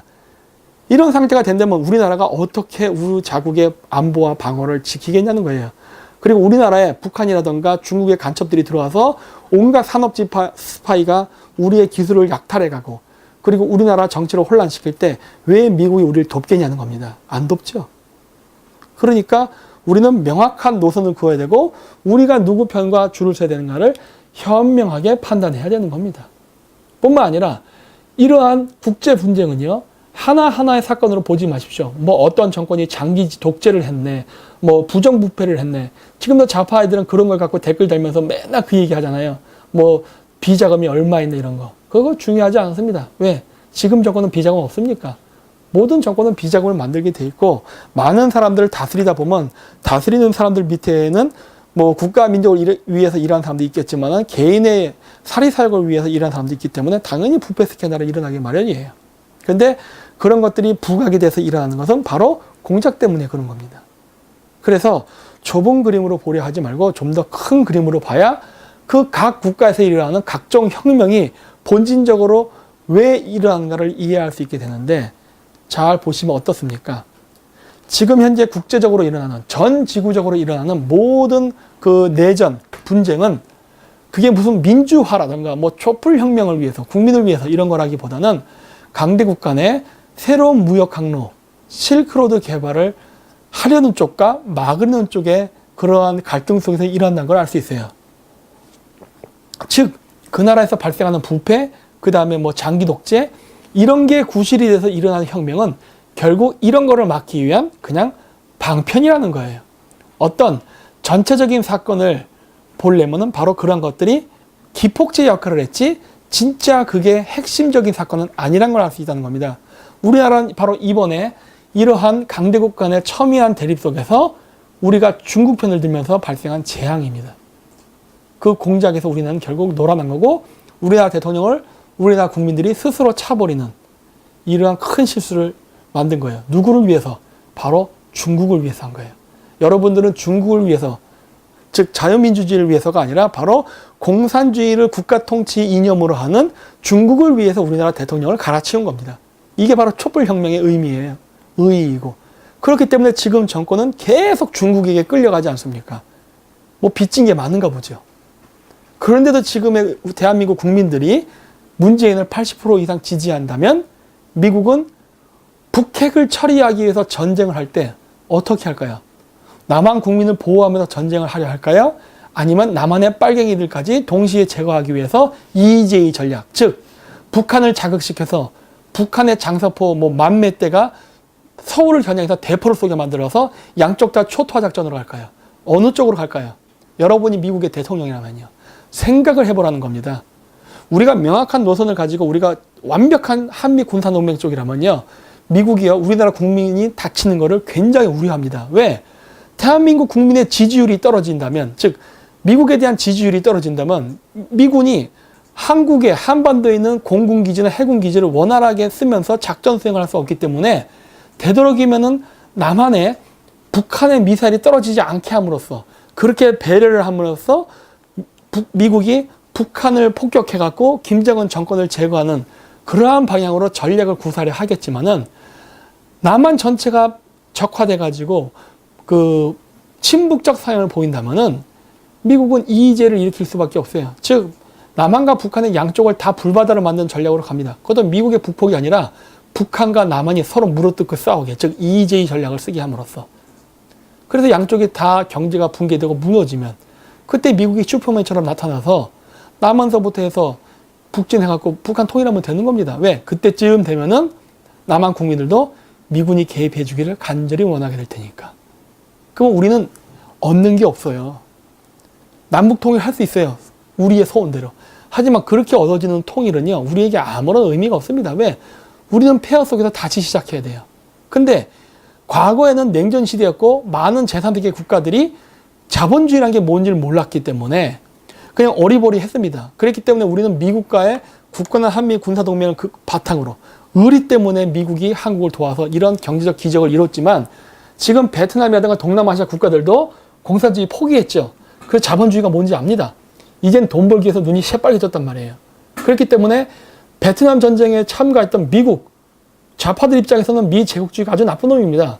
그럼에도 불구하고 지금의 베트남 공산주의 정권이죠. 지금도는 미국과의 경제 교류에 대해서도 마다하지 않는다는 거예요. 이 정도로 주변의 제3세계 국가들이 자본주의가 무엇인지, 그리고 국제 경제라는 게 무엇인지 아주 철저히 체득했고, 과거 공산주의 정권을 통해서 엄청난 가난을 경험했기 때문에 미국과의 경제적 교류라든가 제휴를 굉장히 목말라 하고 있어요. 따라서 우리나라가 초토화되고 우리나라 제조업이 붕괴되면요, 신나라고 좋아할 나라는 주변에 굉장히 많습니다. 중국만 좋아하는 게 아니에요. 동남아시아서부터 많은 국가들이 굉장히 좋아할 거예요. 왜? 이제 그 기회가 자신들에게 왔기 때문에. 우리나라의 반도체가, 한국이 지금 전 세계 반도체 시장의 90%를 점유하고 있습니다. 근데 우리나라가 만약에 남한과 북한이 서로 싸움으로 인해 갖고 초토화가 된다면 세계 반도체 공급에는 문제가 생길까요? 전혀 안 생깁니다. 왜냐? 이미 전 세계적으로 반도체는요, 수요 공급이 과잉이 돼 있어요. 따라서 삼성 반도체나 현대의 그 하이닉스가 사라지면요, 세계 반도체의 공급의 양은요, 수요와 공급이 맞는 쪽으로 가게 됩니다. 그러면은 지금 반도체를 제조하는 회사들은요, 제값을 받고 물건을 팔 수 있게 돼서 경제가 좋아질 수 있어요. 지금과 같이 삼성이라는 압도적인 회사에 기가 눌려서 헐값에 파는 그러한 사태가 안 벌어진다는 거예요. 그래서 제가 얘기한 거예요. 우리나라가 지금 친중 정책을 펼쳐가지고 우리나라가 초토화되는 사태가 발생하면 좋아할 나라는 우리나라 우방국 안에도 얼마든지 존재한다는 겁니다. 따라서 정신 똑바로 차리고, 그리고 자본주의가 무엇인지, 그리고 국가 간의 국익, 그 다음에 경쟁이 무엇인지를 잘 파악해야 되는 겁니다. 적과 아군이 없습니다. 이 국익을 위해서 싸우는 전쟁에는. 그렇기 때문에 우리나라 국민들이 그러한 1940년대지 그 사회주의 이론에 세뇌된 그 주사파들이 지배하는 청와대 애들에게 그들의 가문이슬에 속아가지고 우리가 그 순진하게 사춘기 소년처럼 반미를 외치다가 큰 피해를 보지 않았으면 합니다. 그래서 아까 했던 중도 외교입니다. 바로 우리는 그렇게 중국에게 얻어 터지고 무역보복 당하고, 그 다음에 중국 호텔이 바닥에 태극기를 그 신발 닦개로 쓴 이런 수모를 당하면서도 중국의 우리나라의 대표 지도자를 세계 중국 그 공산당 고위 간부 회의에 보내게 하고, 그리고 그 사람이 가서 뭐 한국과 중국의 관계는 순망치 않은 관계라는 등 이런 식으로 중국에 빌붙는 말을 한다던가, 그리고 또 이제 중국에 이렇게 10조 깜짝 선물하면서 우리나라 미래의 먹거리인 삼성 반도체, 그 다음에 LG의 그 LED 기술을 중국에 전수하는 이러한 4대주의적 외교를 한다면 우리나라가 어떻게 살아남겠냐는 겁니다. 왜냐하면 우리나라의 제조 기술은요, 굉장히 수준이 높습니다. 그리고 미국은 동북아시아에서 믿을 수 있는 나라는 한국밖에 없었어요. 왜? 일본은 2차 세계대전 때 싸웠던 적성 국가고, 그리고 미국하고 계속 경제전쟁을 했던 나라입니다. 그래서 미국은 일본을 믿지 않아요. 그리고 지금 중국은 러시아를 대신해서 미국을 위협하는, 패권을 위협하는 국가로 성장하고 있는 나라입니다. 그렇기 때문에 동북아 지역에서 힘의 균형을 맞추기 위해서 미국은 전폭적으로 한국을 밀었습니다. 그랬기 때문에 우리나라를 믿고 미국의 많은 고급 기술들을 우리나라에 전파했고, 우리는 그런 고급 기술들을 우리가 스스로 노력하지 않아도 굉장히 쉽게 우리가 그 기술을 얻었어요. 그 기술이 기반이 돼서 삼성이나 현대가 지금 전 세계의 자동차 시장, 그 다음에 세계의 반도체 시장을 이게 주름 잡고 있는 겁니다. 미국의 도움이 없었다면 이게 어떻게 가능했냐는 거예요. 근데 이럼에도 불구하고 우리가 배은망덕하게 지금 미국을 버리고 중국으로 간다? 그러면서 미국이 전해준 그 기술을 중국에다 지금 지어주는 깜짝 선물을 한다? 그러면 우리나라에는 미국으로부터 매우 깜짝 놀랄 만한 일들이 벌어지게 됩니다. 그것이 불꽃놀이가 될지 아니면은 주식의 붕괴가 될지 알 수는 없지만은 굉장히 우리나라는 위험한 짓을 하는 거예요. 그리고 그렇게 믿었던 우리 남한이, 즉 대한민국이 미국을 배신하게 되면요, 엄청난 보복이 들어온다는 것을 꼭 명심해 두십시오. 그리고 이렇게 미국에다가도 40조를 푼다고. 이런 것들이 바로 4대 외교라는 거예요. 이런 게 과연 중도 외교고 균형 외교라고 생각하십니까? 좌파들의 논리 한번 보십시오. 좌파들은 뭐라고 얘기하냐면요, 늘 이렇게 얘기합니다. 우리는 강대국 사이에 껴서 고래사회의 새우가 등 터지는 이런 비극적 운명을 갖고 태어나서 우리는 늘 슬프고 괴롭다. 그래서 이런 식의 기사들도 늘 나오죠. 미국과 중국의 무역보복으로 고래 싸움에 새우가 등 터진다. 맨날 이런 패배주의적, 등신 같은 피해자 코스프레를 하는 사고방식을 갖고 있어요. 그리고 이런 피해자 코스프레를 바탕으로 반제국주의를 이야기하면서 반미까지 이론이 발전돼서 그동안 우리나라가 미국에 의한 엄청난 후원과 지원으로 성장했던 이승만 정권 때서부터 해서 박정희 정권 때까지 이르는 그런 경제발전의 기적을 전부 다 무시하고 인정하지 않는다는 겁니다. 굉장히 어리석은 거죠.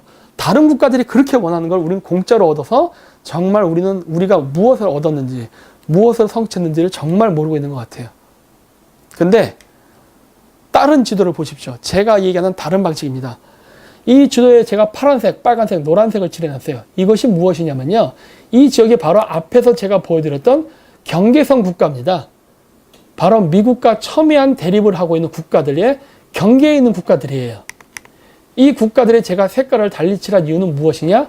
여기서 파란색을 칠한 국가는요, 미국과 매우 좋은 관계를 유지해서 경제 발전을 한 나라들이고, 빨간색을 칠한 나라는요, 러시아 또는 중국과 밀접한 관계를 맺음으로써 경제적으로 몰락한 나라들입니다.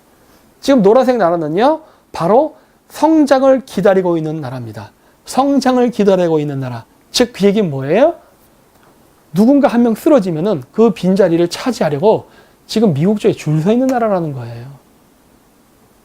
그리고 이 나라에는 지금 이미 제조업 공장들이 들어가 있어요.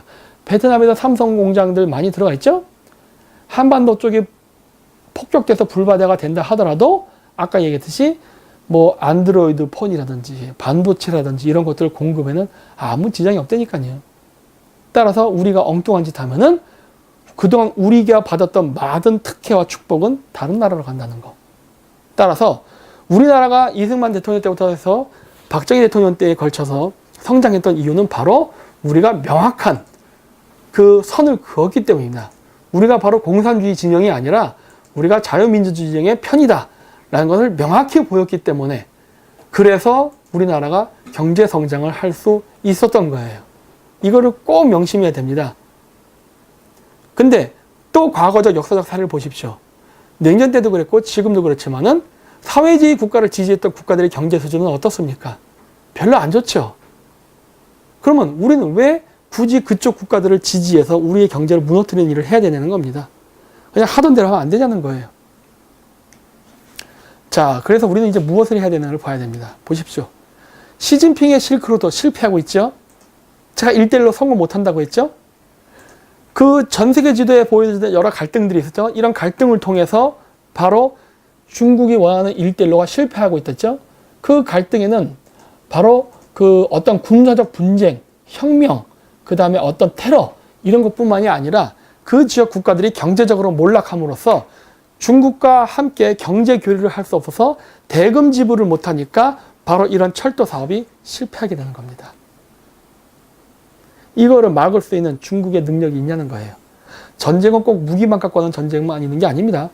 경제전쟁, 금융전쟁도 있는 거예요. 이러한 금융전쟁이 중국과 뜻을 같이 하는 동맹국가에서 일어났을 때 중국이 과연 도와주냐는 겁니다. 못 도와주죠?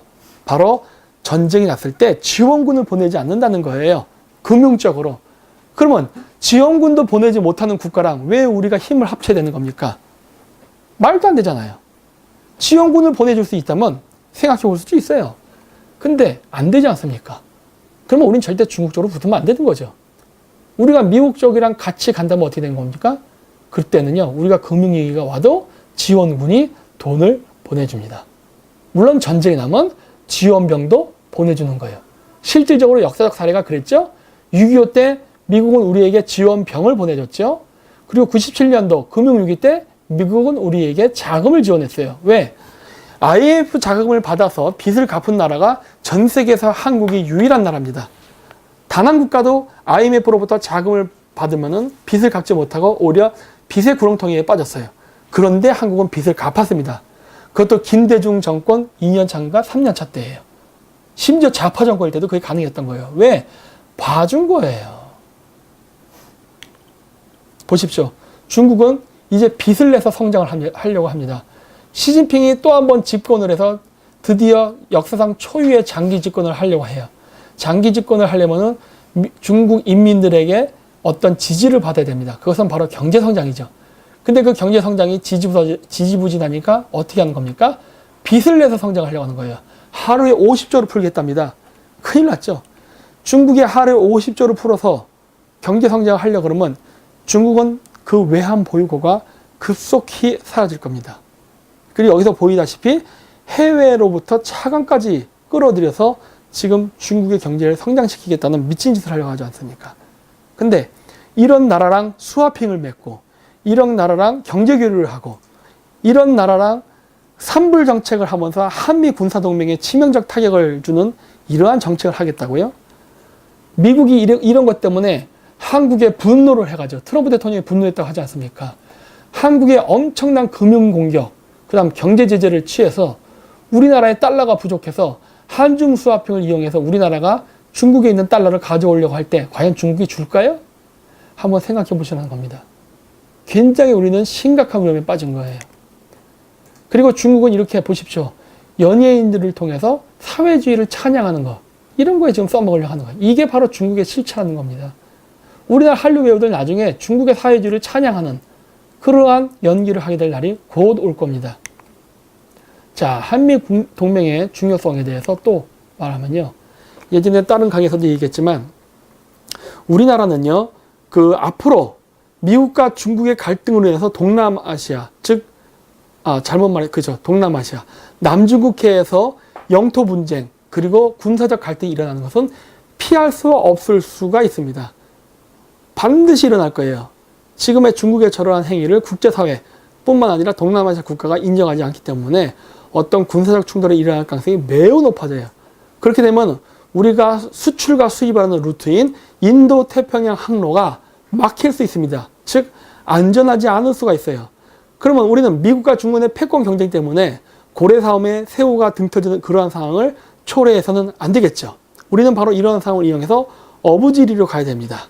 모든 것은 결국 우리 국민의 마음에 달려 있어요. 어떻게 하면 될 것 같습니까? 이 지도에서 보여주는 것처럼 미국의 서부에는 셰일가스를 우리가 수입한다면 우리가 필요로 하는, 즉 대한민국이 필요로 하는 에너지, 생활 에너지는 얻을 수 있습니다. 그리고 그 외에 각종 커피, 면화, 밀, 옥수수 등등의 그러한 식량 자원은요, 미국 혹은 남미에서 가져오면 돼요. 그러면 동남아시아 지역의 그 항로가 막혔다고 해서 우리가 필요로 하는 전략 자원을 수입 못하는 상황은 발생하지 않겠죠.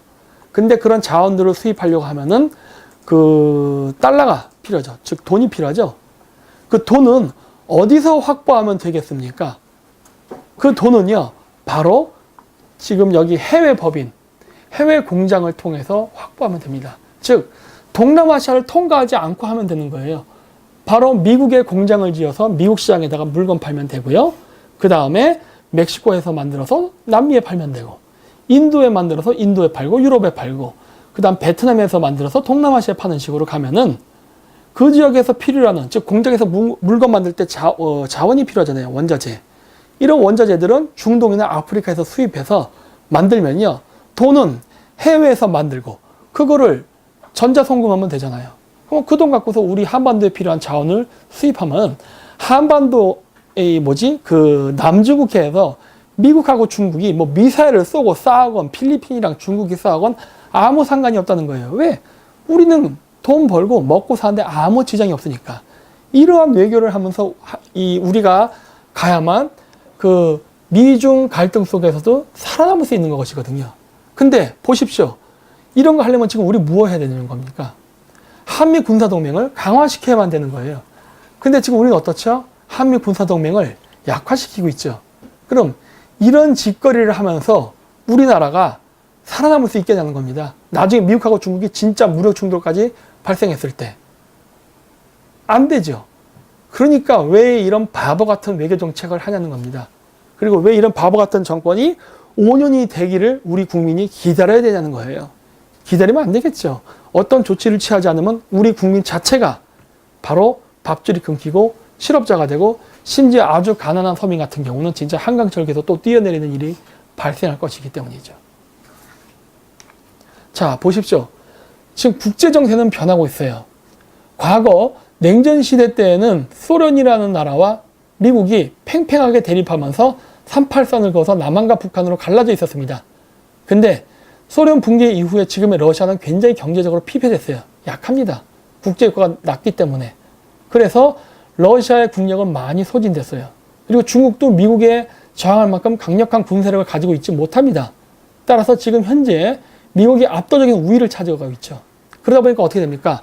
바로 중동 사태와 마찬가지로 미국은 힘의 균형이 깨진 이 찬스를 노려서 동북아시아 지역에서도 미국의 영향력을 확대하려고 하는 거예요. 확대한다는 의미는 뭡니까? 중국을 침략한다는 겁니까? 아니면 러시아를 침략한다는 겁니까? 그게 아니라 바로 남북으로 갈라져 있는 이 한반도를 통일을 시키려고 하는 거예요. 지금 주변에서 남북 통일을 원하지 않는 국가는요, 중국, 러시아, 일본밖에 없어요. 미국은 지금 통일을 원하는 쪽으로 갑니다. 왜? 그래야 미국의 영향력이 동북아시아에서 확대가 되기 때문인 거예요. 근데 지금 좌파애들은 이걸 거꾸로 이야기하고 있죠. 그러니까 이런 좌파들의 감언이설과 거짓말에 속지 말라는 겁니다. 그리고 그런 가문잇에 속게 되면 어떻게 된다고 했죠? 남북한이 불바다가 될 가능성이 높다고 했죠.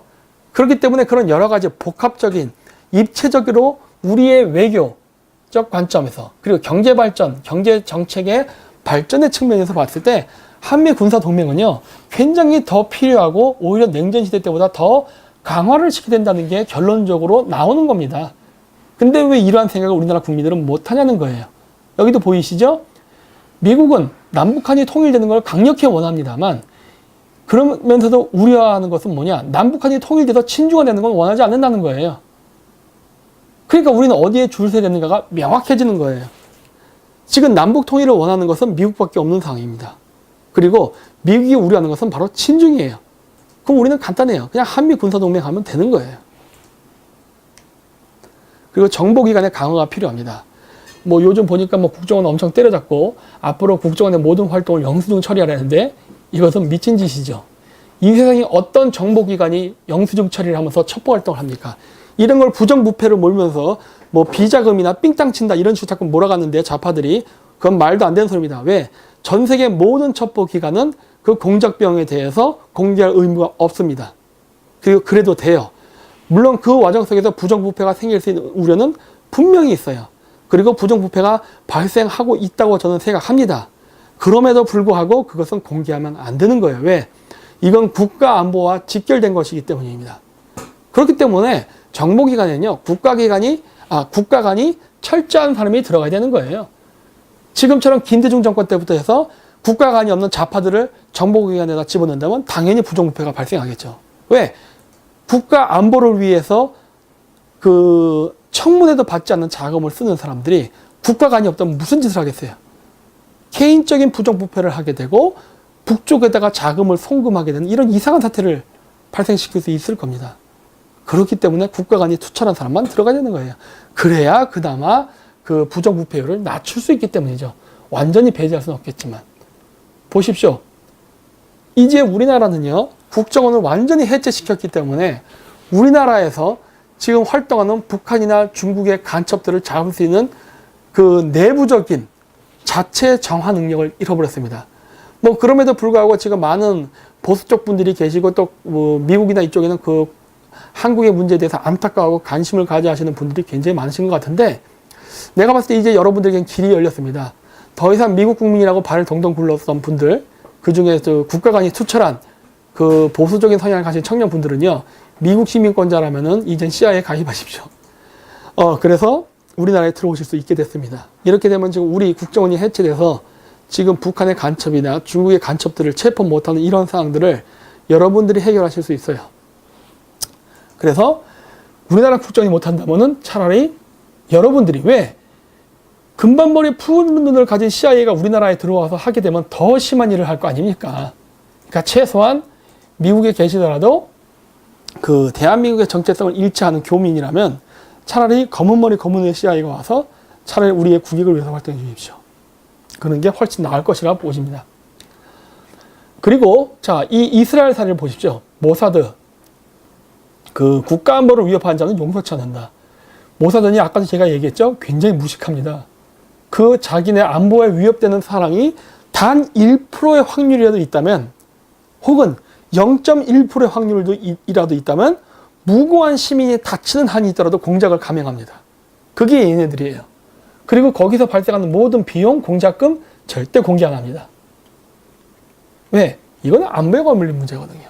근데 지금 우리나라는 어떻게 하고 있습니까? 반대를 하죠. 즉 우리나라 정부가 하고 있는 모든 일은요, 철저히 반미고 중국과 북한이 좋은 짓들을 다 하고 있어요. 이게 뭐냐면 카자흐게이트입니다. 이게 뭐냐, 카자흐스탄에 제가 있었을 때 발생했던 사건인데요. 이게 뭐냐면 그 소비에트가 붕괴됐을 때 카자흐스탄에 있던 많은 유전들을요, 미국이 장악하면서 소련이 경제적으로 중앙아시아에 영향을 끼치려는 그러한 의도를 막는 역할을 합니다.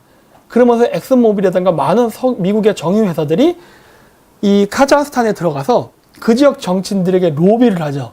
즉 한마디로 뇌물 줬다는 말입니다. 뇌물, 좌파들이 좋아하는 적폐청산 이런 거 이 짓 했다는 거예요. 이 작업을 통해서 카스피 유전지대 70%를 미국이 장악했습니다. 이게 나쁜 행위입니까? 이때 당시에 이것을 미국의 그 국회에서 발견을 합니다. 어떤 이상한 수상한 자금이 포착이 돼서 청문회를 해요. 그래서 이 그 공작에 참여했던 이름을 제가 까먹었는데 어쨌든 뭐 그런 사람이 있었습니다. 그 미국 사람이 있었는데 이 사람을 긴급 체포해가지고 그 청문회 이게 했는데 이 사람이 유죄 판결을 받기는 받았거든요. 근데 애매모호하게 끝납니다. 실질적으로 형을 살았는지 안 살았는지도 공개가 되지도 않아요. 모든 것들이 다 비밀에 붙여집니다. 그리고 이때 당시에 그 사람도 얘기합니다. 나는 국가 안보를 위해서 활동을 했기 때문에 이 청문회에서 그 어떤 것도 답변을 하지 않겠다. 이런 식으로 나가요. 그리고 카자흐스탄에서도 그런 이야기를 합니다. 이거는 미국과 카자흐스탄 외교상의 그리고 국가 안보에 굉장히 중요한 부분이니까 미국은 절대로 이 부분에 대해서 터치 안 했으면 한다. 고려해 주기 바란다. 이런 식으로 청원을 한다고요. 실질적으로 그렇게 됐습니다. 그러면서 이 문제는 그냥 흐지부지 덮고 넘어갔습니다. 왜 그랬어요? 이거 적폐 아닙니까? 좌파들 시각에서는. 얘네들 카자흐스탄이랑 그 자원 외교할 때 했던 모든 비즈니스 활동 영수증 처리 안 했어요. 그리고 심지어 뇌물을 줬다는 증거까지 포착했습니다. 그럼에도 불구하고 그 어느 누구도 처벌하지 않았다는 거예요. 왜? 국가 안보랑 관련됐기 때문에 그런 거예요. 국가 안보를 위해서 뇌물을 주고 매수하는 게 왜 부정한 겁니까? 응? 결론인데요. 자, 그래서 방위비를 제가 예전부터 늘 분담하는 거를 100% 지원하자고 했습니다. 왜? 우리나라가 중국에다 10조 퍼주겠다 했잖아요. 그리고 미국에다 40조 퍼준다면서요. 우리 그 정도의 돈이 있는 거예요. 우리나라가 1950년대 대한민국이 아니라 2017년도의 대한민국입니다. 그 세계 13위 무역대국이에요. 우리가 지금 현재 주한미군 그 비용이, 주둔 비용이 약 2조 정도가 지금 소요가 되는데 이미 우리가 1조 달러 정도를 지금 지불하고 있어요. 나머지 1조 달러만 지불하면은 100% 지불해 줄 수 있습니다. 이거 굉장히 중요한 의미를 가져요. 바로 정치적으로 중요한 의미를 가진다는 겁니다. 지금 미국은 중국을 견제하기 위해서 온 군사력과 총역량을 동북아시아 지역, 특히 그러니까 넓게 얘기하면 인도 태평양 지역에 집중하고 있습니다. 따라서 미국은 지금 나토 지역에 파견했던 미군의 군사비, 즉 독일 지역이죠. 이 군사비를 줄이기를 원해요. 그리고 동북아시아 지역에서도 일본 쪽에 투입했던 군사비, 이거를 줄이기를 원합니다. 왜? 그래야만 나머지 돈들을 좀 더 짜고 모아가지고 동남아시아 지역으로 군대를 더 강화시켜서 중국의 남부 지역을 방어하는 군사력을 확보할 수 있기 때문에 그런 거예요. 근데 지금 이 주변 국가들이 다 너도 나도 눈치만 보지 선뜻 응하지를 않아요. 그러다 보니까 트럼프가 뭐 별의별 그 욕짓거리를 하면서 그러한 과격한 연설을 하는 겁니다. 근데 우리 사실 1조 정도 더 줄 수 있는 여유가 있거든요. 아까도 얘기했듯이. 그러면요, 이런 거는 우리가 먼저 줘버리면 되는 거예요. 왜? 충분히 줄 수 있는 힘이 있기 때문에 그런 거예요. 미국이 간절히 원하잖아요. 미국이 지금 동북아시아 지역에 미군의 군사력을 강화시켜서 중국을 견제하려는 겁니다. 이건 우리의 안전하고도 이해관계가 일치하는 부분이에요. 이거를 해주겠다는 거 아니에요. 바로 다른 지역에 들어가는 군사 비용을 절약을 해서 뽑아내서 이 지역에 투입하겠다는 거 아닙니까? 그럼 우린 협조를 해야죠. 1조 정도 못 주냐는 거예요. 왜? 줄 수 있는 능력이 있으니까. 근데 이런 돈을 주게 되면은 과연 미국은 1조 달러만 여유 자금이 생기냐는 겁니다. 바로 여기 표에도 나오듯이 일본, 독일 지역에도 똑같은 요구를 할 수 있게 되는 거예요. 이런 걸 우리가 정치적인 쇼부로 봐야 되는 거예요. 우리가 먼저 과감하게, 미국이 정말 원화가 아쉬워하니까 과감하게 우리나라 대통령이 트럼프 대통령 만났을 때 던지면 되는 거예요. 우리가 주한미군의 그 주둔비를 100% 지원해 주겠다. 그러면은 얼마나 미국이 고마워하겠습니까? 그리고서 우리는 거기서 끝나는 게 아니라 우리의 국익을 위한 협상을 해야죠. 우리가 100% 지원금을 주는 것을 지금의 미국의 트럼프 대통령은 정치적으로 활용해라. 즉 일본과 독일을 쪼아서 그쪽 국가도 100% 주둔비를 부담하게끔 하는 거에 우리 한국의 사례를 재료로 쓰라고 던져주는 거예요. 그러면 미국은 일본과 독일로부터도 군사비 그 주둔비에 대한 돈을 받게 되면 얼마나 많은 돈을 저축할 수 있게 되는 겁니까? 그럼 그 많은 돈이 바로 동남아시아와 그 다음에 동부아시아로 집중되면서 중국을 압박할 수 있는 더 강력한 군사비가 지출되게 되는 겁니다. 이렇게 되면 어떤 일이 발생하느냐? 바로 우리나라의 방위산업체가 지금 동남아시아 지역에도 한국제 무기를 많이 팔아야 되거든요. 왜냐면 미국제 무기 너무 비싸기 때문에 동남아시아가 그거를 할 수가 없어요. 그렇게 되면 어떻게 됩니까? 미국은 남는 여유 자금으로 인도네시아라던가, 왜냐면 인도네시아 지금 중국제 무기를 샀거든요. 필리핀, 베트남 이런 데를요 전부 미국이 알아서 자기 돈으로 매수를 해가지고 우리나라 방위산업체가 한국 무기를 쫙 깔 수 있게 그 길을 열어준단 말입니다. 왜? 자금이 남았으니까. 그리고 어차피 우리나라 무기를 사도 그 안에 핵심 부품들은 또 미국의 부품이기 때문에 미국도 돈 벌어요. 미국이 로비한 만큼 그 이상으로 미국은 또 한국이 동남아시아에 우리나라 무기를 수출을 해도 마진이 남는 장사가 된단 말입니다. 그래서 우리가 동남아시아 그 무기 시장을 거의 독점적으로 장악할 수 있는 기회가 열려요. 제조업이 살아나면 취업이 창출됩니다. 모르십니까? 청년 고용 창출 이렇게 하는 거예요. 요즘 보니까 뭐 문재인 대통령이 뭐 청와대에다 그 텔레비에다가 뭐 청년 실업률 현황 이거 뭐 그래프 그려놨는데 악화된다면서요. 방법 여기 있지 않습니까? 그리고 그것만 잘 됩니까? 우리나라 선박, 반도체, 핸드폰 다 시장 열립니다. 왜?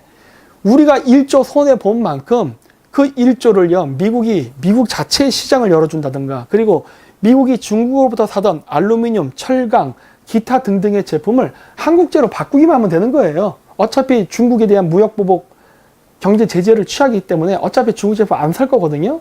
그럼 한국 제품 사면 그만이에요. 미국이 일본 쪽으로 열 거라 보십니까? 일본으로도 어느 정도는 열지만 일본이 필요 이상으로 성장하는 거를 미국은 상당히 견제한다니까요. 그렇기 때문에 한국에게 그 기회가 올 수 있는데 지금과 같은 반미란다면 그 기회는 한국한테 오는 게 아니라 베트남이라던가 다른 동남아시아 국가에게 가겠죠. 그래서 제가 자꾸 우리가 이런 식으로 굴면은 동남아시아 국가들이 더 좋아한다는 겁니다. 왜? 우리의 기회가 사라진다면 다른 나라가 그 기회를 가져갈 거니까. 그리고 자 보십시오. 우리가 그 역사상 늘 패권 국가는 존재한다고 했기 때문에 어쩔 수 없이 우리는 패권 국가와 교류를 해야 됩니다. 원하건 원하지 않건.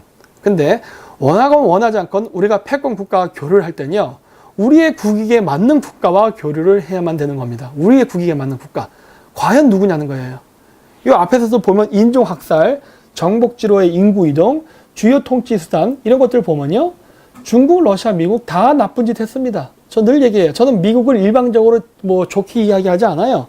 미국 애들이 했던 나쁜 부분에 대해서도 다 이야기합니다. 하지만 국익에 관련된 부분으로 들어가면은 저는 철저하게 한미군사동맹을 지지하는 쪽이에요. 왜? 국익을 보기 때문에. 그리고 모든 나라는 패권을 잡는 과정 속에서 피를 봅니다. 피를 보지 않고 어떻게 패권을 장악할 수 있겠습니까? 그래서 저는 그런 부분에 대해서는 그럴 수 있다라고 넘어가요. 문제는, 중요한 부분은 패권을 잡은 이후에 그 패권 국가가 자신의 패권을 유지하기 위해서 어떠한 정책을 펼치는가, 이것이 중요한 거예요. 근데 이런 부분을 보면요, 중국은요 인접 국가를 굉장히 괴롭히고 하대합니다. 이건 러시아도 마찬가지예요. 미국은 그러지 않지 않습니까? 그리고 분쟁 해결하는 방법에 있어서도 러시아나 중국은 굉장히 무력까지도 쓰지만 미국은 뭐 쓸 때도 있어요. 하지만 처음부터 쓰진 않죠. 외교적인 경고와 경제적 제재가 들어가고 그래도 안 될 때 마지막으로 쓰는 게 바로 무력이에요. 처음부터 하지 않아요. 하지만 러시아와 중국은 처음부터도 쓰는 경우가 굉장히 많습니다. 그리고 이민정책. 중국은 전 세계 차이나타운을 세우면서 서민 경쟁까지 싹싹 끌어가는 짓을 하죠. 러시아는 그런 짓은 하지 않아요. 그런 부분에선. 그리고 미국도 하지 않죠. 그리고 이제 제일 중요한 부분은 이제 산업구조입니다. 중국은요, 우리가 10조 깜짝 선물을 하면서 거기다 우리의 주요 수출 품목인 반도체 공장, 그 다음 LED 공장을 지어주겠다고 해요. 그러면 중국은 그 기술을 배워서 화웨이라든가 시아오미가 더 좋은 제품을 만들어서 우리를 위협하는 상황을 만들겠죠. 그러면 우리는 왜 중국하고 그런 교류를 해야 되는 겁니다. 왜? 우리가 중국과 경제 교류를 하면 할수록 우리는 우리의 수출 돈 보따리를 중국에게 넘겨주면서 우리가 점점 가난해지게 되는 쪽으로 가게 돼 있거든요. 끝까지 중국 관광객, 뭐가 중요합니까? 더구나 중국은 마음에 안 들면 그 관광객도 지 마음대로 숫자를 줄이면서 우리를 컨트롤하려고 하는데, 그럼 우리는 안 되죠. 그럼 우리 중국하고 교류하면 안 되는 거예요. 러시아의 자원을 우리가 이용할 수 있습니다. 그래서 우리의 필요한 물건을 만들 수도 있지만 미국과 러시아가 사이가 안 좋기 때문에 우리가 러시아의 자원을 100% 수용해가지고 물건을 만드는 위험한 짓은 할 수 없어요. 그래서 제가 러시아로부터 오는 가스파이프라인을 건설하면 안 된다고 하는 겁니다. 그러면 우리가 할 수 있는 것은 무엇이에요? 미국하고의 교류예요. 미국의 산업 구조는 제조업을 바탕으로 하지 않습니다. 과거에는 제조업을 바탕으로 했어요. 그렇기 때문에 미국과 일본이 경제전쟁을 하면서 미국이 프라자 합의라든가 이런 것들을 만들었지만 지금의 미국은요, 제조업이 거의 사라졌어요. 군수복합체 빼놓고는. 그 외에는 금융산업입니다. 따라서 한국의 제조업 위주의 산업경제 구조와 미국의 금융경제, 그 다음에 군수복합체 위주의 산업구조는 서로 결합이 될 수 있어요. 그래서 제가 아까 인도네시아 같은 동남아시아에 우리가 한국 무기를 팔아도 미국의 그 군산업체는 돈을 번다는 얘기를 한 거예요. 똑같은 제조업이지만은 미국의 군수 제조업체는 한국의 제조업체와 부딪히지 않습니다. 상호 공생관계가 되지. 따라서 우리는 미국하고 좋은 관계를 가져가면은 우리는 그 장기적으로도 미국과 한국은 서로 경제 부분에서도 부딪히지 않는다는 거예요. 중국과는 부딪히지만. 그렇기 때문에 우리는 미국과의 관계를 더욱더 돈독해야지 지금의 주사파들이 얘기하는 것처럼 무슨 1940년대에 뭐 미 제국주의 이런 거 얘기하면 계속 과거지향적인 과거의 이야기를 하면서 현재 아무런 문제도 없는 이런 관계를 훼손시키면 안 된다는 거예요. 자, 보십시오. 문재인 대통령의 일자리 산업화 노력 오히려 악화되고 있다죠? 왜 그렇습니까? 반미하니까 그런 겁니다. 그래서 제가 반미하면 안 된다는 거예요.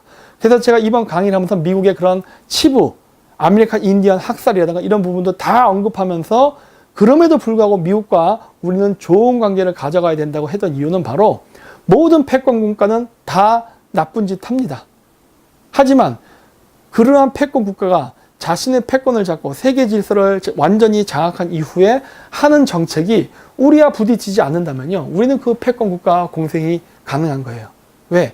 앞으로도 그런 패권 국가는 미국이 사라진다 하더라도 또 나올 테니까.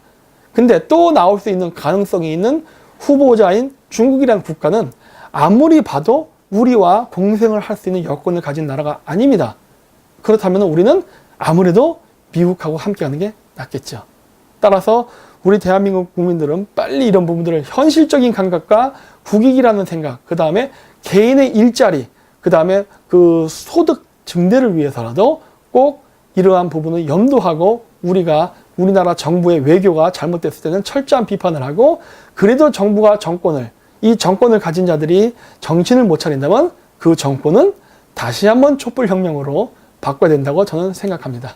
네, 이상으로 마치도록 하겠습니다. 감사합니다.